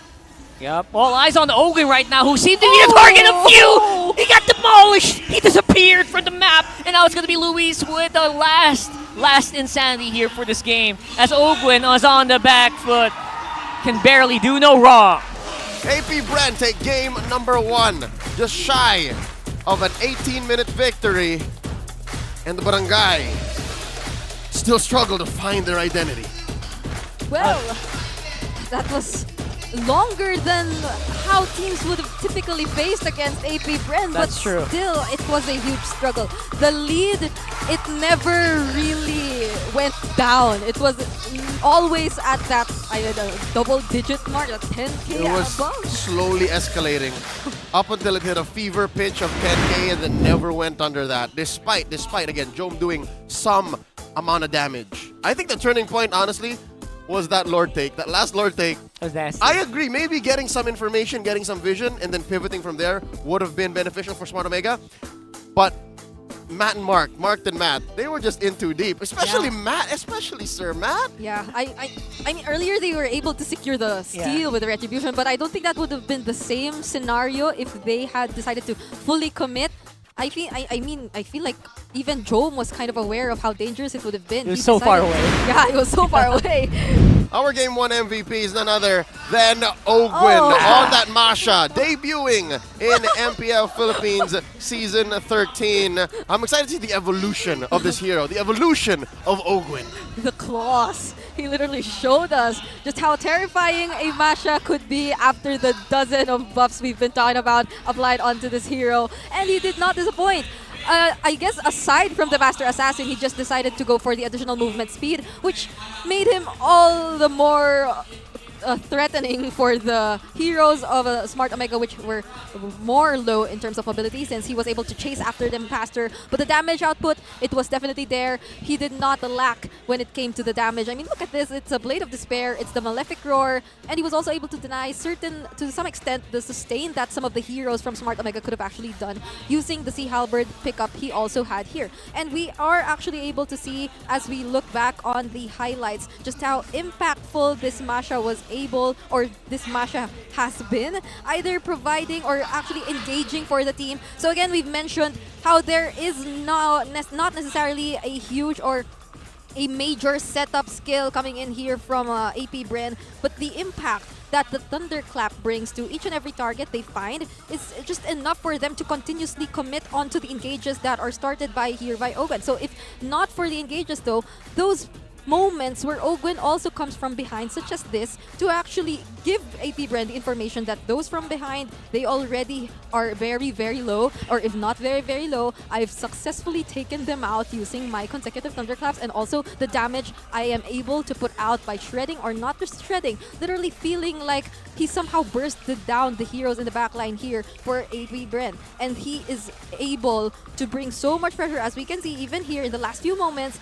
He was also the one who decided to start everything and eventually just deal the damage that's necessary. And that follow-up coming in from Few to take down Jome, who was one of the major factors as to why Smart Omega was able to defend the first Lord, was also one of the biggest things as to why AP Bren was able to eventually secure that 18-minute game. So again, looking back at the emblems, not much not much that has been different from what we typically expect them to use as they pick up these particular heroes. More on the additional mobility as well, I suppose, for the several quantum charges here picked up by Smart Omega. But again, the threat of Ogwin and the chase here, not just by Ogwin, but even by the Baksha Shield unity here of Kaltizi and the Lycan Pounce, or the added movement speed of Roger once he actually sees the very low HP members. Well, all in all, we're more efficient in trying to chase down Smart Omega. And right now, the game ended with such a significant gold lead, and none of the, even Luis here, as we can see,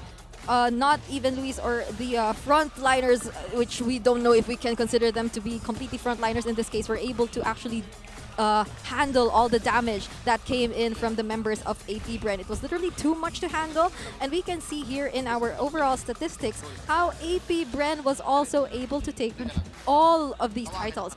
The Rich Guy, the Carry, Sandbag, they were all on the side of AP Bren, even Kyle TZ. So this just shows that even upside, or even amidst the immense amount of pressure that AP Bren was able to put into Smart Omega, it was still Kyle TZ who was able to take the damage, or take most of the damage for his team. So he was literally, as the supposed main or only front of AP Bren, really able to do his job well, eventually giving the space and the freedom for the rest of the members to do their job as well.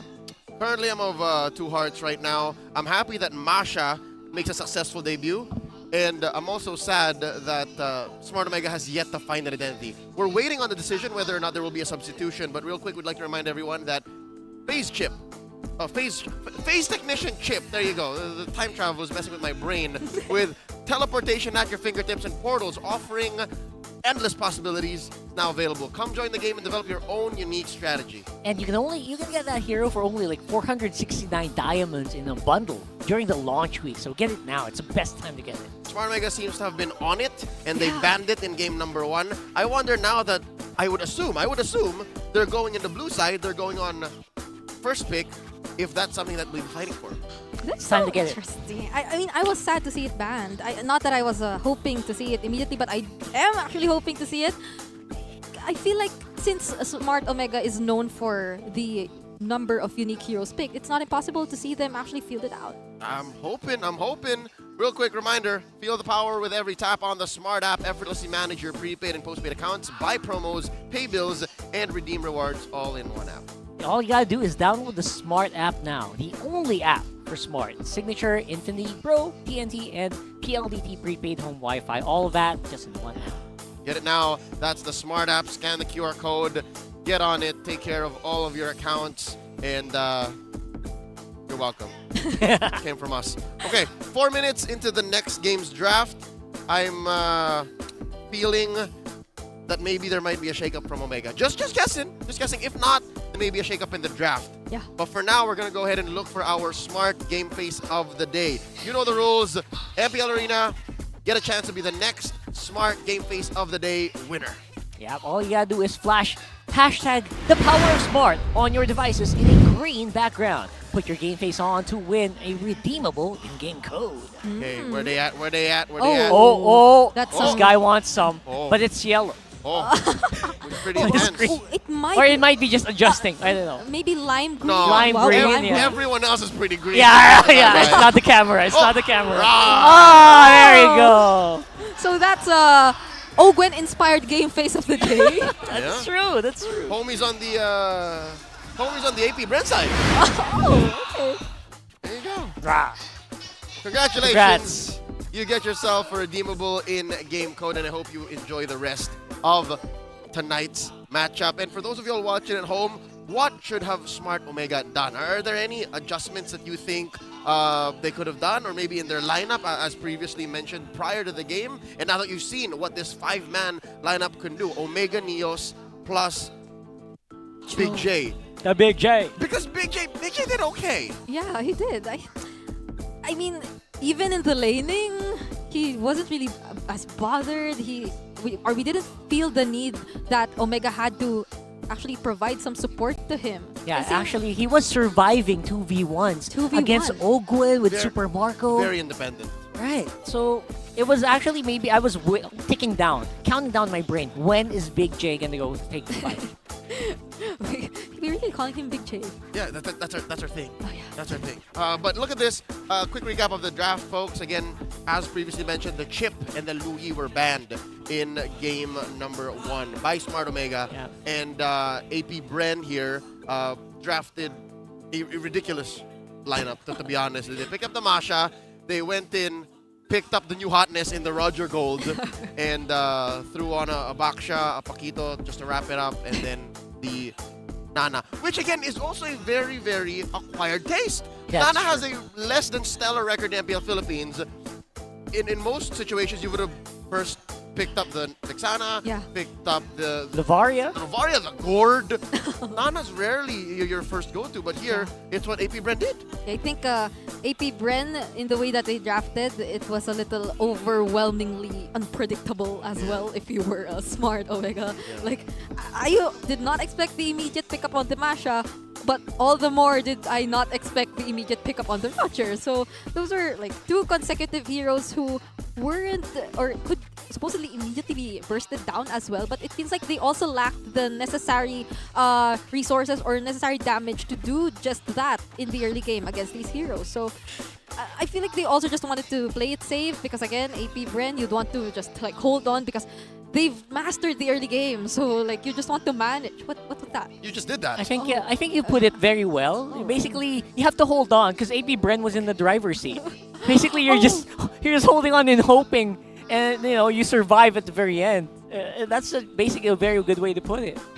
I have confirmation, folks. I'm looking over at the player desks, just straight out of the players' waiting rooms, and Smart Omega is indeed not subbing anyone out. It's the same lineup from game number 1, meaning Smart Omega, Neos plus Big J are fielded for game number 2. You're gonna finish this. I took my time because I just noticed, or again, Matt changed his hair color, so I was trying to look for him. You're looking for a red hair. Looking for just burning red hair. Oh, yeah. No, he's back to just the old salt and pepper. As for AP Bren, no, it's the same 5-man squad as well. The same one that won at Kazan, the same one that won at Rizal Memorial, the same one that won at everywhere. I'm struggling to remember. EVM, Oh, right? yeah. So it's the same 5-man squad. So with that said, are we expecting another spicy draft from AP Bren? We've talked about Smart Omega almost to no end here. How about our defending champions? Because they showed us something new. Again, we would have thought that they would have stuck to the formula that works, but here, they showed us something new.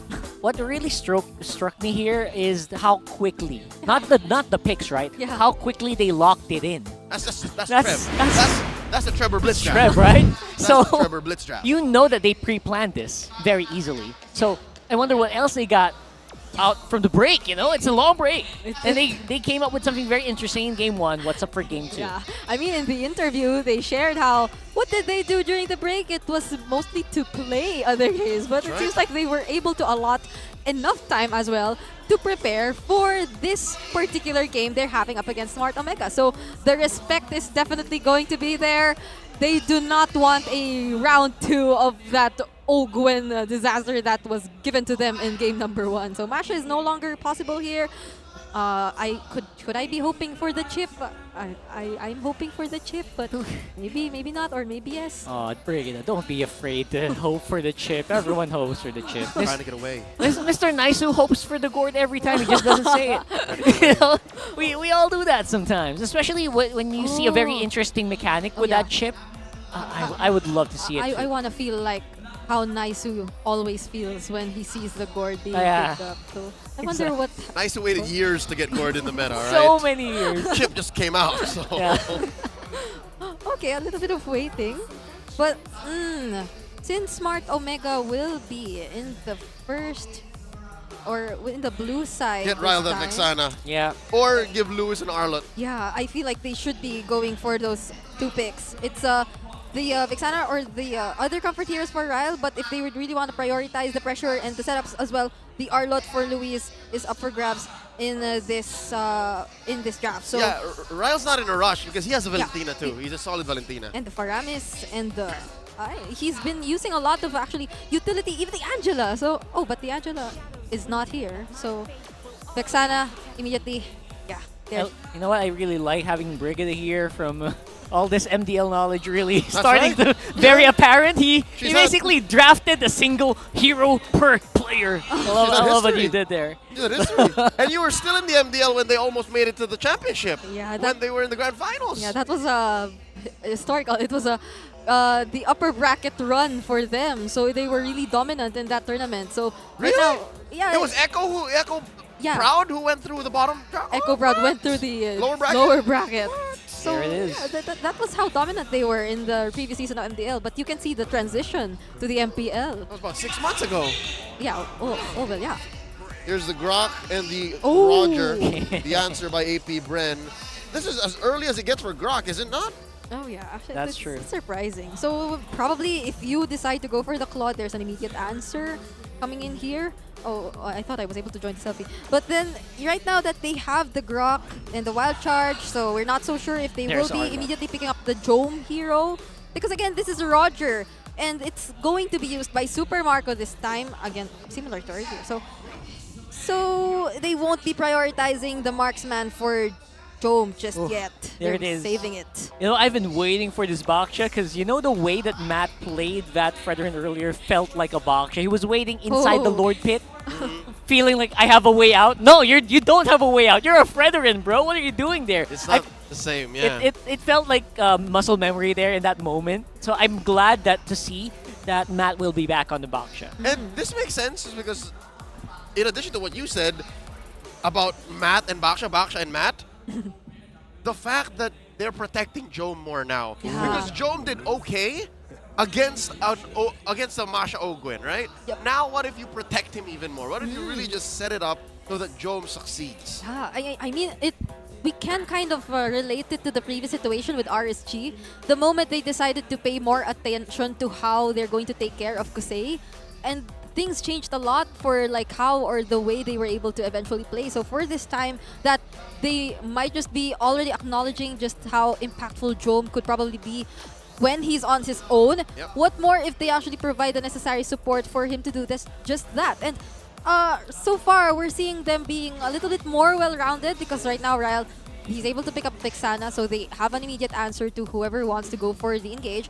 And at the same time, they have the frontliners. They have the front, they have the setup, they have the control. There's the Baksha and the Arlot. In the Filipino desk, they call this the Vexana +2 kind of thing. So they kind of like have a better or a more well-rounded start to this draft as compared to earlier. Because compared to earlier as well, Bren's first 3 picks aren't that as, oh well, I take it back. It's very unpredictable because the Grok was quite early as well as the Roger, so... Still don't know. We still don't know. Yeah, it was still up for grabs here. Obviously, right now, Bren trying to see if they can make it harder for the life of the XP laner here. And right now, I would have actually liked the CC. That would have been a shame.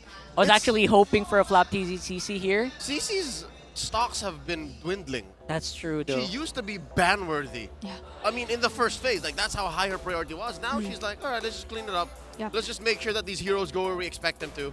Oftentimes, CC is really accompanied by either the Angela or typically a support hero. It was only Bren who actually got to mix and match like the CC together with the Minotaur, the CC together with the Matilda. But those options aren't really available right now because both the Minotaur as well as the Matilda, they're banned out. So we might just like see a different Flap Easy hero this time. So I mean, both the X-Borg and the Paquito as well, they're still open. The Lapu as well, it's not impossible for us to see that. But so is the Benedetta. So Omega, they're really taking out the Louis no matter what.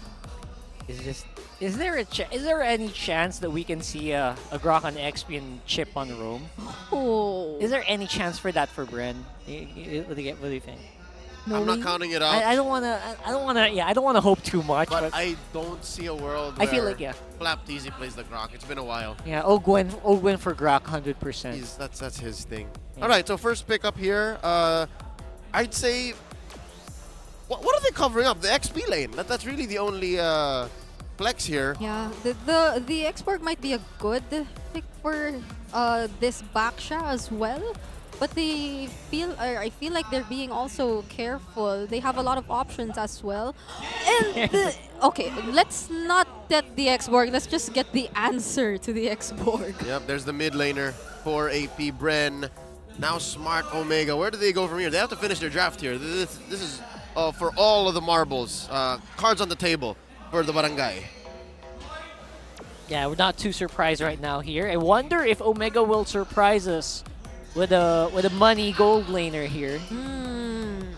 What gold laner can kind of go toe-to-toe against a Roger? I think that's a big question. Like, can you even make it out of the laning phase against Super Marco? I mean, Chome, I think, has only ever used the Claude carry and the Ruby. But the Ruby was, again, with the Nathan jungle that they used last time. Carry. So they will be using the carry instead. And the Paquito, no X-Borg for this game. So they're just going all out on the damage as well. And they're taking out some heroes from AP Bren. All the more I appreciate that Smart Omega actually checked AP Bren's bluff. Like seeing still that there's an Arlot, AP Bren banned the Yuzhong, saying, yeah, that Arlot better go where we expect it to go. And Smart Omega said, no, you're not telling us what to do here. They send it over to the Rome and then put an XP Paquito into the field here. Oh, and they still go for the X-Borg. Exactly, wow, tit for tat. AP Bren says, okay, all right, it's like that, huh? So in the previous game, we saw this X-Borg get pummeled to death by a Paquito. Yeah. We'll have to wait and see and if that's going to be the case here as well. Yeah, it's an X-Borg being picked up regardless of the presence of a Pakiro, regardless of the Vexana as well. So they're just really being confident this time. AP Bren, they know that they're just so capable. You know what? Matchup be damned. It's okay. It's Flap, TZ. It's Flap. It's Flap. He's just going to play around it. And again, what is he afraid of besides a Paquito, right? There's very little CC that's reliable from Smart Omega. You have the final slash, and you have Matt jumping onto you. That's it. That's right. You require an ult or good placement for the Vexana for you to get CC'd by that. Yeah, and I don't think he will be threatened by Jome until, let's say the mid portions of the game, until he gets the necessary items. So if we see the same kind of Flap TZ using the X-Borg, I mean, it's been a very remarkable, even in previous international tournaments, we've seen him use this hero. There's just no saying just how pressuring this game is going to be for Omega, but this is, again, very high stakes. They definitely would want to at least bring us to a game number 3. It's an invariable element here. Flap TZ is looking, wow, even in the face of 2. Even in the face of 2 from Smart Omega. Looking at the opening emblems here. What's oh yeah, okay, cool. That's about normal. Yep. It's Super Marco once again wanting to be really aggressive, especially with the Master Assassin being picked up. So they don't want the same scenario to happen, that Jome is actually getting to manage the lane pretty well. And we're seeing it right now in the minimap, at least. He's actually pressuring Jome to stay under the turret because look at the damage he's able to throw out. Yeah, there's a lot of fret here from Omega, but that's something that's going to come in later. Like way later, especially in the case of Jome. Unless you count out Luis, which obviously the newly buffed Paquito can do massive amounts of damage in the early game. But that's depending on the target. And depending on whether or not the target will present himself here, as we do see, Kaltizi going straight at it, forcing a flicker out, but still getting the kill onto Mark. That was difficult because Mark didn't even hit level 4. The roamers aren't at level 4 yet. So there's very little Mark can do to protect himself. And AP Bren got all the routes covered, even if he was able to actually get past that gorgeous barrier, he will literally just receive the stun and eventually the damage, the continuous damage coming in here from Few. So that was a beautiful pickoff coming in here from AP Bren prior to this turtle, and we're seeing how they're slowly establishing the lead once again up against Smart Omega. Yep, big 4-man presence here in the turtle pit. Ogwin first to the scene, pulling it just slightly over the AP Bren side. Up top! Oh boy! We got a bit of a punch back here from Jome. Of course, the shielding gonna come in just in clutch for Mr. Super Marco. Looks calculated, but the fight's gonna happen here around the turtle area. Down goes Mr. Gush here. Low HP onto Matt, but will be able to make it out at least at the nick of time. Very good exchange here. Smart Omega not allowing AP Bren to get clear wins here. And look at Lewis, he's playing the flank. Yep. This is a different situation for AP Bren. There's pressure for Few, there's pressure for their damage dealers, but there are 2 separate fights happening. And will they be able to take a pick off? Seems like no. Okay, so something tells me Omega had no intent of ever stealing that turtle. They just sent bodies over there to make it a longer take because Matt just walked away. Matt just went and took his purple, and now he's going for the orange, if I'm not mistaken. The timeless idol. Second player to win 100 matches in MPL Philippines history. Carl TZ was the first. And at some point, funnily enough, they were teammates. So look at the greatness, look at the legacy of excellence that these 2 players are following in each other's footsteps too. Apparently here, it's not inherited. It's kind of like contagious. Again? Greatness is contagious here for these guys. Oh, wait, Lewis! Oh, Luis, you're too deep in, bro! Oh, That's with it. Cal TZ catching you and Flap TZ on the side. The new TZ brothers in town making it hard for it. That was a trade clearly here for Smart Omega as they were able to, for AP Bren rather, as they were able to take out or take down Few in the mid lane earlier as well. So come to think of it, that was a trade for them, but the gap wasn't really closed. It's still in favor of AP Bren, and they're still managing this lead pretty well. If we look at it, even in the laning right now, they're not really feeling the pressure yet. Nope, not much. Again, every time Omega goes for a player, whenever AP Bren wins an objective, they're able to really close out the gap. At most, Omega just takes their own camp. Nothing across the map just yet. Not seeing it yet. Right now in the upcoming Turtle, I don't know if the same thing will happen, that Omega just will be sending out bodies, or will they be contesting it this time? Because AP Bren, even or prior to that Turtle, they want something to happen. They want to take something away from Smart Omega, and that's the purple buff right here of Matt. Yeah, they're going to be spending a lot of resources, and I think it will still go over the mat. Yep, but he uses Retribution just as the turtle spawned. Oh, it's a trap. Oh. And they fell for it. He was forced to use a Retribution. There was no other way. They need to catch up, or they can't be left behind. Currently, there is already an existing level gap between these two junglers, and they can't afford to expand it any further. But the beauty of the situation, if only Kyle TZ was maybe 2 or 3 seconds earlier, he could have Retribution the orange away from Matt as well. It's a difficult situation if you were the jungler of Smart Omega this time. You're supposed to be the one establishing the space and the opportunities for your team, but they're being denied so much, even in your own jungle. We're getting into snowball territory here for AP Bren. You know, those small things really start to stack up on top of each other. Such a simple thing, like whether or not you use the Retribution on the turtle, you had the freedom to not use the Retribution, so you could use it again. So these things, these small things are really stacking up for the Bees here. Yeah, so it's also a result of how beautifully executed their early game was.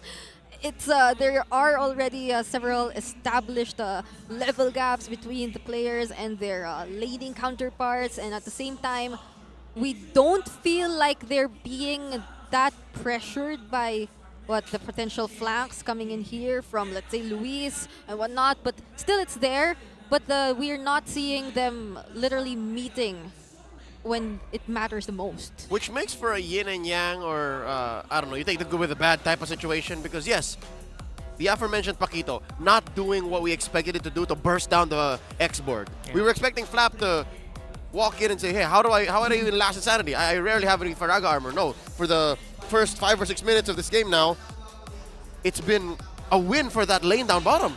Yeah. But compare that to top lane, wherein Jome actually is again doing what it did in game 1, in an unconventional manner, winning that lane, or at least as much as you can win against a Roger. Yeah. So there it is again. I think we're following very closely in the same path, or at least the way that game 1 went, which is, again, I think I'd like to be an optimist this time around. A good thing for Smart Omega, because they already know what happens if you miss out those windows, if you overcommit in certain places. Yeah. So maybe here they can do better. So it might just be time for them to divert some of their attention at least to prioritizing or taking care of the gold lane. Because if Jome is really just doing this great of a job on his own, then it might just be time that they provide the support for him to further get the advantage and at least win out a lane if they don't necessarily are able to secure or contest the objectives such as the turtle. Because earlier we've seen the attempt, the presence of Smart Omega around that turtle pit, but they did not necessarily go in for the victory contestation. And this time around that we're seeing another turtle not being contested by Smart Omega, we gotta ask, like, where exactly are they allotting, or where exactly are they going for the trades? What are the trades? What are they doing? All the while Bren is continuously establishing and stacking up the lead that they have up against Smart Omega. Which is weirder, because there's a Baksha. You're supposed to be faster on the rotation. That's true. You're almost always supposed to be ahead. Yeah. You start these fights. But yeah, what Bren is basically doing is, like, you know, trading off. They're not getting kills, right? They're not getting as much kills as we thought. Low kill count game, yeah. Right now. But they're getting something. There's always getting something. That, like, getting a small lead on top side, like pushing Jome back a little bit, and then Jome pushing forward again. That buys time. That buys a lot of time for, like, the rest of the team to do what they need to do around these turtle pits, and that maybe that's why Bren's ahead right now. So I think, or I mean, that's also what they were able to do in game number 1, but the odds just went against them. Yeah, in game 1, it was like multiplied. It was to multiplied. A massive amount. I'm afraid that might be true, Rockhart. I'm afraid that Smart Omega are planting seeds for a tree that they will not be able to see. Yeah. Because right now, yes, Jones' lane hasn't been cracked through. There aren't many kills. Wait, that was a final slash. All right, never mind. See, so he hasn't died just yet, nor has Super Marco here, about 6 minutes in. So there is no payoff just yet. And in an investment, there's no dividends to this yet. Once it does pay off, or when we confirm that it hasn't worked, where does Smart Omega go from there? It's a question. It's really looking at what are they doing during these times where the lead is just continuously growing for AP Bren. Because as we're seeing it right now, there aren't really any trades. Even in the previous game, we've reached a point when even they were able to occasionally get out of the map, there were minimal or little to no turrets taken down from AP Bren. So the space is just really so narrow for them to move. And right now, that's exactly what AP Bren is doing. They're continuously taking down the objectives. Yeah, there seems to be multiple fights happening right now. And one of them is, of course, under this turret with Jome being basically put very, very low. Ogwend with Wild Charge and the follow-up here from Mark. Now that's a pretty good final slash, but the damage is not quite there yet. It's a lot of people and 5 bodies, including the Eternal Guard here, available for Omega. And they're just going to be trading up Mark for it. Oh, Super Marco. His passive kicks in. At least, no, when you click the skill, of course, now it kicks in. Everyone was so low. He was bloodthirsty. He went for the kill. Yeah, and even if that final slash was really well timed, to think that AP Bren there, this tanky, and even Ogwen, he's just able to immune himself and continuously make his presence felt and chase after the members of Smart Omega. They weren't really able to get anything. They were almost there, but it was not enough, and the tables were turned against them. It's really difficult to commit against this lineup of AP Bren if you're not able to take out Super Marco first, or even Few, which earlier, supposedly Few was about to fall down, but that well-timed Wild Charge as well prevented Smart Omega from taking him out. Look at this. Oh, man. Disaster is happening all around here. First of all, Mark getting taken out. And if you saw on the bottom side, Luis getting whittled down to a crisp 1v1 by the gold laner. By Super Marco. And now he's just moving on from hero to turret, turret to hero, crossing over. And just now, a moment ago, Big J was trying to push that top lane. Big J was trying to make the most. Again, we're looking for these trades. And now we're getting the answer to the question that we asked. Where is the investment paying off? And right now, it's not. It's really difficult. They're down about 5K. That decision to clear the minion wave late was so interesting coming in from Super Marco. They're really making the waves or pushing the waves towards Smart Omega's side. So there's so much pressure. Oh! My goodness, Louise almost evaporated here. That wasn't even full-powered Mystic. Gosh, she was able to make it out in time, but the damage is just unreal here coming in from the Roger. And he needed to pop some skills to get extra shields to not die. They need every little bit of health. They need every little bit of a life to make sure that this 5K gold lead does not balloon out of control. And look at this, mission successful here for Big J, eventually able to crack that top lane tier 1. Yep, so we're starting to see, bit by bit, the trades or the answers that Smart Omega are trying to do, though it is quite a bit late, 8 minutes into the game, but Mark will be able to find Few. All right, interesting use of the flicker final slash. They're trying to catch Few, but instead it is Mark who falls victim here to AP Bren. And Jome as well, not going to be able to make it out here. Flicker already used as well. It's everything's crumbling down for Omega right now. That's a 4-man collapse, 5-man collapse. I didn't even notice everyone was in there because there was a bottom lane push from Lewis. But still 3 bodies for a turret down bottom. I'd say that's not worth it. That fight was so well covered for AP Bren. Imagine, Kyle TZ was there behind just waiting for the members who were trying to run away. And at the same time, the Appraiser's Wrath coupled with the Last Insanity, it seemed impossible for you to escape that kind of combo coming in from AP Bren. So right now, another Lord objective will fall into their hands. Once again, the 8th minute or the first Lord will be taken by AP Bren. That's a fresh Lord. Actually, I'm surprised it took that long. We are now approaching 10 minutes in, and it's things like this that allow for that 3-man collapse to happen. First Mark goes, and then underneath tier 1, AP Bren says, let's go. Yeah, Kaltizi really caught them by surprise as well from the back. Oh no, Ogwen. Ogwen. Oh. That might have been a kill here coming in from Omega, but Owen used the wild charge. Flapteasy, oh my goodness! That's a 5-man zone there with the last Insanity. Oh, that was not even the flicker was used. But You stay in there for a second more, you're dead. oh, They had to. They had to flicker out there. yeah. Okay, so now AP Bren, 8K ahead, cleaning up house. No more tier 2 turrets, just the inhibitors left for the new Barangay. And just like that, it's deja vu. We're back to the same shape these two were in game 1. And we're back at it again. It's looking like it is going to be Omega who are against the ropes here. AP Bren just, walking around the outside the base just like sharks in the water. Starting, even the shockwaves coming in from the inhibitor turrets were already triggered here for AP Bren. Flapteasy gets caught. And there it is, Flapteasy. He's under there. And he's not going to be worrying about an exit. He will find one with turret going down. Whoa. Matt as well, faced head-on with the Appraiser's Wrath. It's going for the chase Whoa, here, looking for the Luis. shutdown. He is hungry for blood here. He's been trying to get these kills, but it's Ryle who goes down instead. Flapteasy with the last-minute flicker, costing Smart Omega. They lose 2 on the way out, plus that top lane inhibitor, and there's a big wave in mid. Oh no, they're back. Oh! And there it is, the desperation final slash, who very well may be the final slash of this game. Oh, they cracked open mid. Bottom lane might be up next. Again, they're sandbagging this big wave, and there's just 3 defenders left. Ryle's going to be in here for that last defense. Yeah, one more Eternal Guard, maybe on a crucial target here. Super Marco, very, very healthy, but will be able to force AP Bren back, at least for now.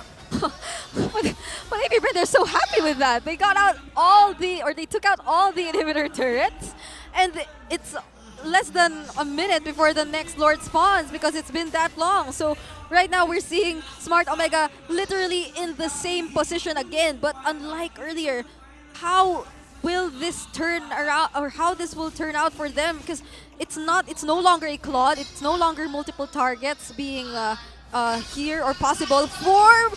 Oh, look at that! Wow, that Okay. final slash activated by Mark here. That made a big difference. That might prolong this game even further. That looked like a frustration final slash. It did. He's been trying to catch that since the 5-minute mark. He's been trying to do that right here in mid lane tier 1. But, okay, considering that, we might see another Lord, yes, but I don't think Smart Omega is in a shape to contest still, because Ogu's going to make it in time. 4v5. Yeah, 8 seconds for Ogwen. Ogu's going to make it. AP Bren can kind of delay this and force them to push back. Yep. Luis, though, could be in trouble with the pushback here. Oh, that's a nice dodge from the Appraiser's Wrath, but Super Marco is here to clean it up, making sure that his damage is felt That's here, it. Oh. even unmarked.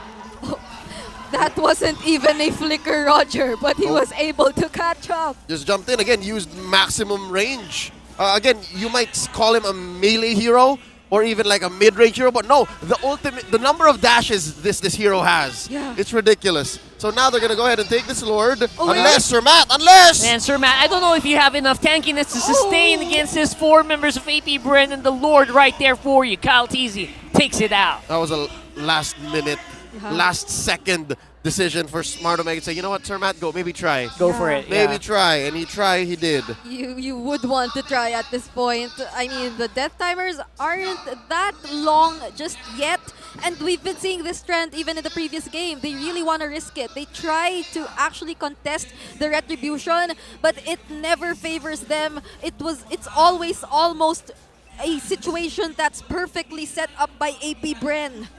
Yeah, big part of that obviously is the gap in items as well as levels right now. Huge. It is huge. Approaching 12,000 gold at 14 minutes. That comes down to an average of maybe a full item per roll. But that's not the case, right? It's actually a huge gap on each core across the board. And yes, they do deny and they block the Lord here, but wait. Look at the map. Actually, Luis is behind Few right now. It's working. Will it make a difference? Ogwen falls. And there's Jome. He's trying to get as much damage as he can into primary targets here, dodging out of the Mystic Gush, and they're able to make it out in time. Oh, they cleared the waves. They're busy with Luis. Still standing. Luis in the back. Whoa. Okay, all right. 4v5. 4v5 right now. And a very, very weakened base stands in Omega. as AP Bren trying to look to see if they can finish it once and for all. Jumps quite low, Super Marco's on it.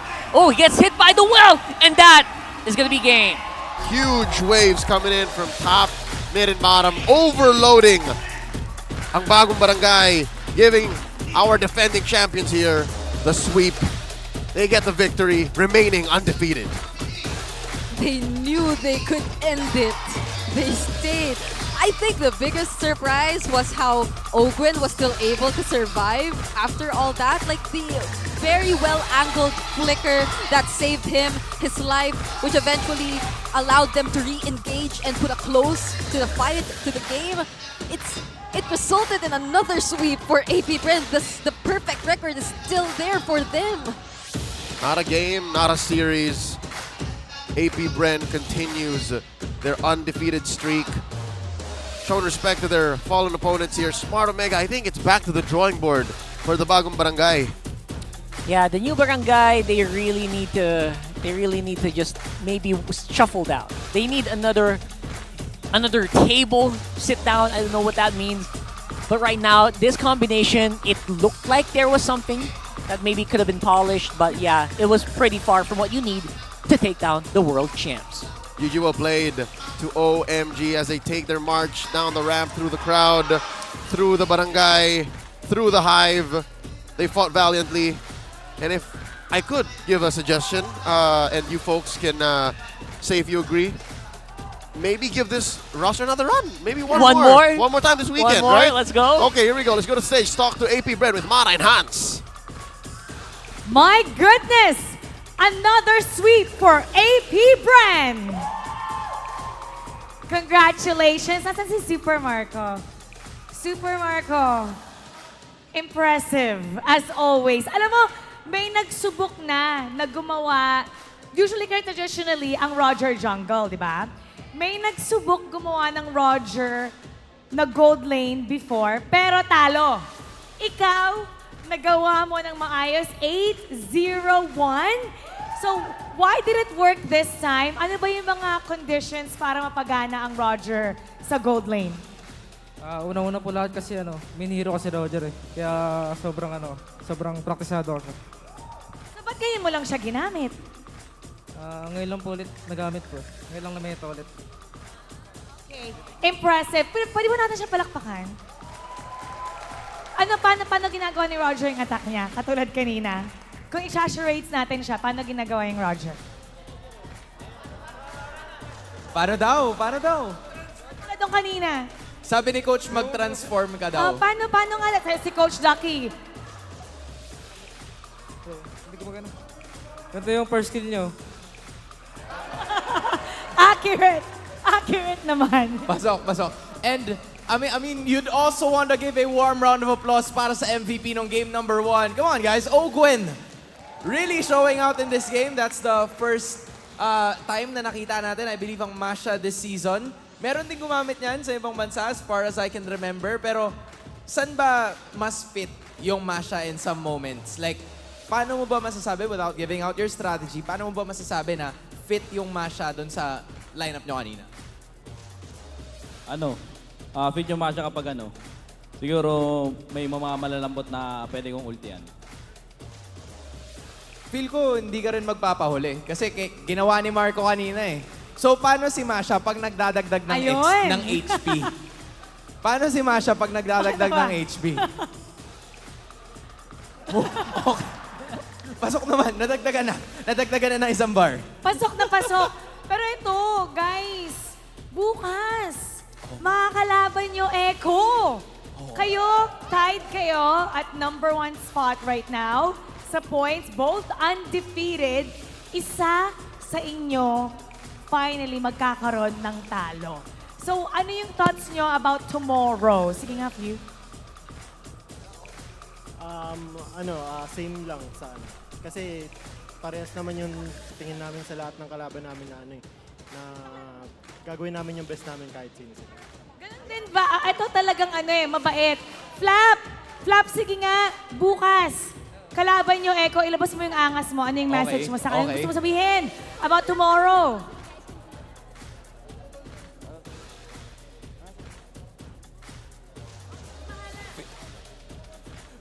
Feel daw si Coach Trevor daw parang may gusto daw sabihin. Oo, meron daw gusto sabihin. Coach! Coach, tama! Meron Coach! gusto sabihin. Meron gusto sabihin, di ba? Meron daw, meron. Meron. Okay. Coach! Oh, ayun, siya na lang. Sabi niya, ako na lang. Ito, coach. Coach. Ikaw na, coach. Hello. Tingin ko magandang laban bukas kasi parehas walang talo. Good luck na lang kay Kyle TC. Talunin mo si Kyle. Good luck. Tomorrow is going to be very interesting. And congratulations dahil we just got news ng ating MVP of Game 2, Super Marco. Oh, are we gonna expect more Roger Gold? Wolf form naman daw, Marco. Wolf form, paano yung wolf form? Paano nga, wolf form? Flap? Sorry, Flap, ano yun? Naka-wolf form na, di na kailangan. Ayan! Nice! Nice! Very well said. Congratulations once again to AP Bren. You may now take your bow and take your walk of victory. Congrats, Coach. Naka-wolf form na. Naka-wolf form na, hindi na kailangan bumalik sa human form. Si Super Marco, quiet in real life, pero halimaw when it comes to the land of Dawn. And I can't wait to see Coach Trevor tomorrow as he goes up against his former team. Tabangan natin yan very soon. We're gonna have to watch out for that, and now we're gonna take a look at what our casters have to say. Casters, paso. This is neither here nor there in this current matchup, but hearing Coach Treb's words, saying that tomorrow's match is definitely going to be a good one, makes me all the more excited. That's true. I feel like there's a little certain chill, right? There's a certain chill that you can feel when it's one of the winningest coaches as well. Loaded. Good luck to us both. Anyways, Loaded. let's go back into game number 2 and award our MVP. Once again, it's none other than Super Marco. His second time playing the Gold Lane Roger as it makes its debut here in MPL Philippines Season 13. Brigida, tell us how this happened. And he pretty much demonstrated how to do the skills in real life. But what really mattered the most was ultimately how he was able to pull off this Roger performance. Not like how we'd expect it to be, mostly revolving around all that lane bullying and really making your enemies low. There was an attempt, but we really also commended Dome for also putting up a great fight in the lane. But what mattered was that he never was left behind in terms of the farm, and that when he could really time the transformations well, whenever he had to use his human form, whenever he had to use his wolf form, and it was all made possible as well by the assistance of his teammates, who were also very well-rounded in trying to anticipate where all of the players from Smart Omega would be coming from, would be running to, and when they really set their eyes on something, it's so hard to stop AP Bren, and it's something that was super visualized to us in the way that they were able to immediately adjust and execute this match, which ended quicker or faster as compared to game number 1. But there were also attempts from Smart Omega as well earlier to at least go for the surprise attacks, or at least try to go around and surround AP Bren as well, but it really didn't matter. It wasn't something that surprised them as much. Even these final slashes that weren't necessarily immediately provided, the follow-up weren't also capitalized on here by Smart Omega. It was really AP Bren who was able to show us that perfect, or that really clean gameplay throughout that match, which again ended in 15 minutes as compared to earlier, faster by 3 minutes. So as we look at the emblems, again, very standard still, we see how even Joe actually also picked up the Master Assassin as well, so probably also explains to some extent how he was able to manage the lane up against the Roger, or Super Marco on that Roger, but it still wasn't enough. They weren't able to convert much, get much kills, and apart from kills, they were almost always denied from getting objectives, which is another resource where they could actually take some gold from. So this lead, or this 11k gold lead, was seemingly like a replay of also what we've seen in the previous game. It was literally very hard for Smart Omega to find ways to get the resources because it also came to a point where AP Bren, they were slowly starting to just deny them constantly, especially the jungler. Matt here found a very difficult job to even just continue or do his jungling pattern just because of the immense pressure brought to him by the members of AP Bren, by the high mobility members here of AP Bren. So here we're seeing how well distributed the damage was in AP Bren's side, which just goes to show just how connected or just how beautiful they were able to coordinate whenever they were going for the engage. So it was, or most of the kills were really leaning towards their side, but it's also mostly because they were just really, or they had their eyes set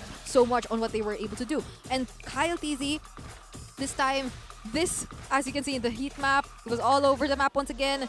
Seemingly a rotation you would expect from heroes such as the Baksha, which surprisingly was not something that we were able to see here from Matt. It was something that Kyle rather was able to pull off, and it's something that really paved the way for AB Bren stopping the rotations from Smart Omega, which also I think is a question for us because there were rotations that could have been or that could have benefited them better if they did it. But this, again, it's a room for discovery for Smart Omega as well. It's a world champions. I could only theorize and speculate why they did not take these routes and why they did what they did here today. I'm hoping that they give this roster another chance. Yeah. One more. One more. Just try one more, all right? Real quick, assemble your own community tournament, be a part of the E project. Esports for everyone. Show the world your impeccable esports prowess. And of course, enjoy tournament access mode, free in-game items, diamonds, and more. You can register by scanning the QR code below.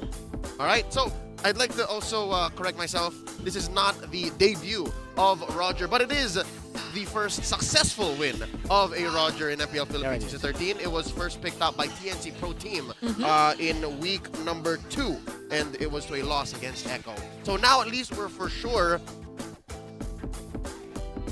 we can say that Roger's here to stay. Oh yeah, 100%. And Masha, it's something we saw today that was that had a very promising performance. The hero we still are waiting to see is Chip, but who knows, this week will it show, or I don't know. Eventually.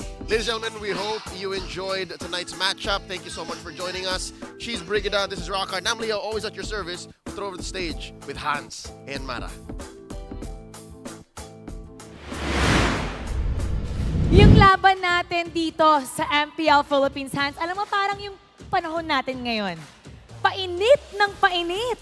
Real ka dyan, Mara. So stay dehydrated, everyone. And, you know, 2 sweeps ang natunghayan natin ngayong araw at bukas. Siguradong mas mainit na bakbakan ng ating abangan, lalo na't 2 world champions ang mag-aarap. Alam namin inaabangan nyo lahat kahit may mga nagsasabing boring daw ang ating mga laban. Kaya samahan niyo ulit kami bukas.